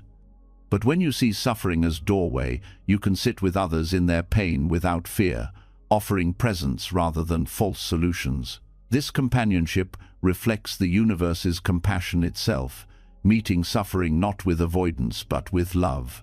In meditation, you can see suffering as energy moving through the body and mind. Instead of labeling it bad, you observe sensations, thoughts, and emotions arising and passing. This direct experience reveals suffering as impermanent and conditioned. It loses its power to define you. Trust deepens when you no longer identify with suffering, but see it as passing waves in the ocean of awareness. The compassionate universe also teaches that meaning is not always immediate. At times, suffering feels senseless, its lessons hidden. Trust requires faith that even unseen, the experience is shaping you. Often, clarity comes only in hindsight, when you recognize the strength, humility, or compassion born from struggle. The universe's compassion may not be obvious in the moment, but it is always at work. Ultimately, to trust suffering as meaningful is to align with the Buddha's own path. His awakening began not with denial of dukkha, but with full acknowledgement of it. By seeing suffering clearly, he discovered the way beyond it. In this way, dukkha becomes not an obstacle, but the very ground of liberation. Trust deepens when you see that your own suffering, however heavy, can be the doorway to awakening if met with awareness and compassion. So let this truth settle in you. The universe is not indifferent but compassionate, shaping you through suffering as much as through joy. Dukkha is not punishment but path, not cruelty but guidance. Every wound can open into wisdom. Every loss can expand compassion. Every struggle can deepen trust. To embrace suffering as meaningful is to trust the universe at its deepest level, to see that even pain carries the seed of awakening, and that nothing you endure is wasted in the great unfolding of life. When you begin to trust that even suffering holds meaning, a deeper symbol emerges from Buddhist wisdom, the lotus. It is no accident that this flower, celebrated for its beauty and purity, only grows in mud. The mud is thick, dark, and messy, yet from it rises the lotus, untouched in its brightness. This image is more than poetry. It is a profound reminder that wisdom itself is born from difficulty. To trust the lotus in mud is to trust that your darkest moments are not wasted, but are the very soil from which growth takes root. Mud represents the conditions most people would rather avoid: loss, confusion, despair, grief, failure, and fear. Yet these very conditions provide the nutrients for awakening. Without the mud, there is no lotus. Without struggle, there is no depth of understanding. The compassionate universe we spoke of earlier reveals its truth again here. Life does not waste pain, but transforms it into the ground of wisdom. Trust in this process means you stop fearing darkness and begin seeing it as a place of hidden potential. Every human being carries mud. Some carry the mud of trauma, others the mud of regret, others the mud of longing or loneliness. It is tempting to hide it, to pretend it does not exist, or to believe it renders you unworthy. But the lotus teaches otherwise. Mud is not shameful, it is the raw material of growth. Trust deepens when you stop resisting your own darkness and allow it to nourish the possibility of transformation. This teaching shifts how you interpret hardship. Instead of asking, "Why must I suffer?" you begin to ask, "What can this suffering teach me?" The mud becomes less of a burden and more of a teacher. Grief teaches impermanence and compassion. Failure teaches humility and resilience. Fear teaches courage. Each form of mud, when faced honestly, contains the seeds of awakening. Trust grows when you realize that no matter how thick the mud, the lotus remains possible. The lotus also symbolizes purity, not because it avoids the mud, but because it grows from it without being stained. In the same way, wisdom does not mean avoiding suffering, but transforming your relationship to it. Pain may arise, but you do not need to be defined by it. Darkness may surround you, but it does not determine your essence. Trust arises when you see that your core remains untouched, like the lotus blooming above the mud. This symbol also speaks to resilience. The lotus does not bloom overnight. It pushes slowly through water, reaching toward light, sustained by the very mud that seems to trap it. Growth in human life is the same. Healing and transformation require time, patience, and persistence. Trust in the process means believing that even when progress feels invisible, growth is happening beneath the surface. What looks like stagnation may be roots deepening, preparing for bloom. The mud-to-lotus journey also dissolves despair. Many people believe their wounds disqualify them from wisdom or peace, but the lotus shows the opposite. It is precisely because of wounds that wisdom emerges. Compassion does not grow in untouched soil, it grows in the mud of loss and pain. Resilience does not grow in ease, it grows in hardship. The lotus whispers that your struggles do not ruin you, they shape you. Trust grows when you believe that even your darkest chapters can give rise to light. This teaching also reshapes how you view others. When you encounter someone trapped in their own mud, it is easy to judge or dismiss them. But the lotus reminds you that beneath their struggles lies the potential for beauty and wisdom. By seeing others not only for their mud but also for their hidden lotus, you practice compassion. Trust arises when you extend this vision to everyone, knowing that no one is beyond growth. The lotus also symbolizes patience with imperfection. The flower does not bloom instantly. The process of rising through mud and water is gradual. Likewise, human awakening is not sudden perfection, but gradual unfolding. Each step, each struggle, each small shift is part of the journey. Trust deepens when you stop demanding instant transformation and honor the slow emergence of the lotus within. In meditation, this teaching can be felt directly. When the mind is clouded with restlessness, anger, or sadness, you may feel stuck in mud. But by resting with awareness, you discover that stillness slowly purifies the mind. The mud becomes not a hindrance, but the very condition that teaches you patience, resilience, and compassion. Each session becomes an enactment of the lotus rising darkness, transforming into clarity. The lotus in mud also teaches the balance between acceptance and aspiration. You accept the presence of mud, knowing it is part of life, but you do not sink into it. You aspire to rise, to bloom, to embody wisdom and compassion. This balance itself is trust, accepting the present without despair while moving toward growth without impatience. This image also dissolves shame.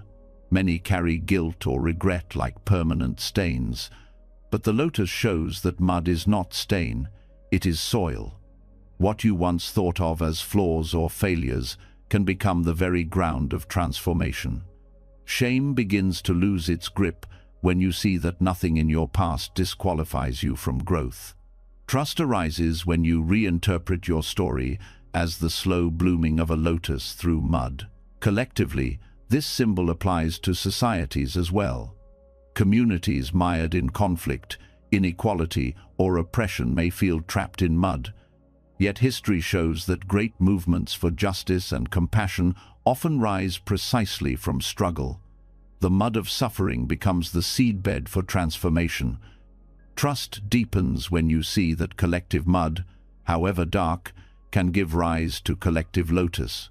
The lotus also teaches humility. No one blooms without mud. The most awakened beings did not escape suffering but transformed it. Even the Buddha's enlightenment grew from his deep encounter with dukkha. This truth humbles us all. Suffering is not a sign of failure, but the beginning of awakening. Trust arises when you stop resisting mud and begin honoring it as the ground from which wisdom grows. Finally, the lotus teaches hope. No matter how deep the mud, the possibility of bloom remains. Even when life feels overwhelming, when darkness seems permanent, the lotus reminds you that growth can emerge from the very place you least expect it. Trust grows when you believe that your struggles are not the end of your story, but the soil of transformation. So let this teaching rest in you. The mud is not your enemy, but your teacher. It is the ground from which compassion, resilience, humility, and wisdom rise. The lotus blooms not despite the mud, but because of it. To trust the lotus in mud is to trust that your darkest moments carry the seeds of awakening, that beauty and strength emerge from suffering, and that the universe never wastes your pain but transforms it into the soil of growth.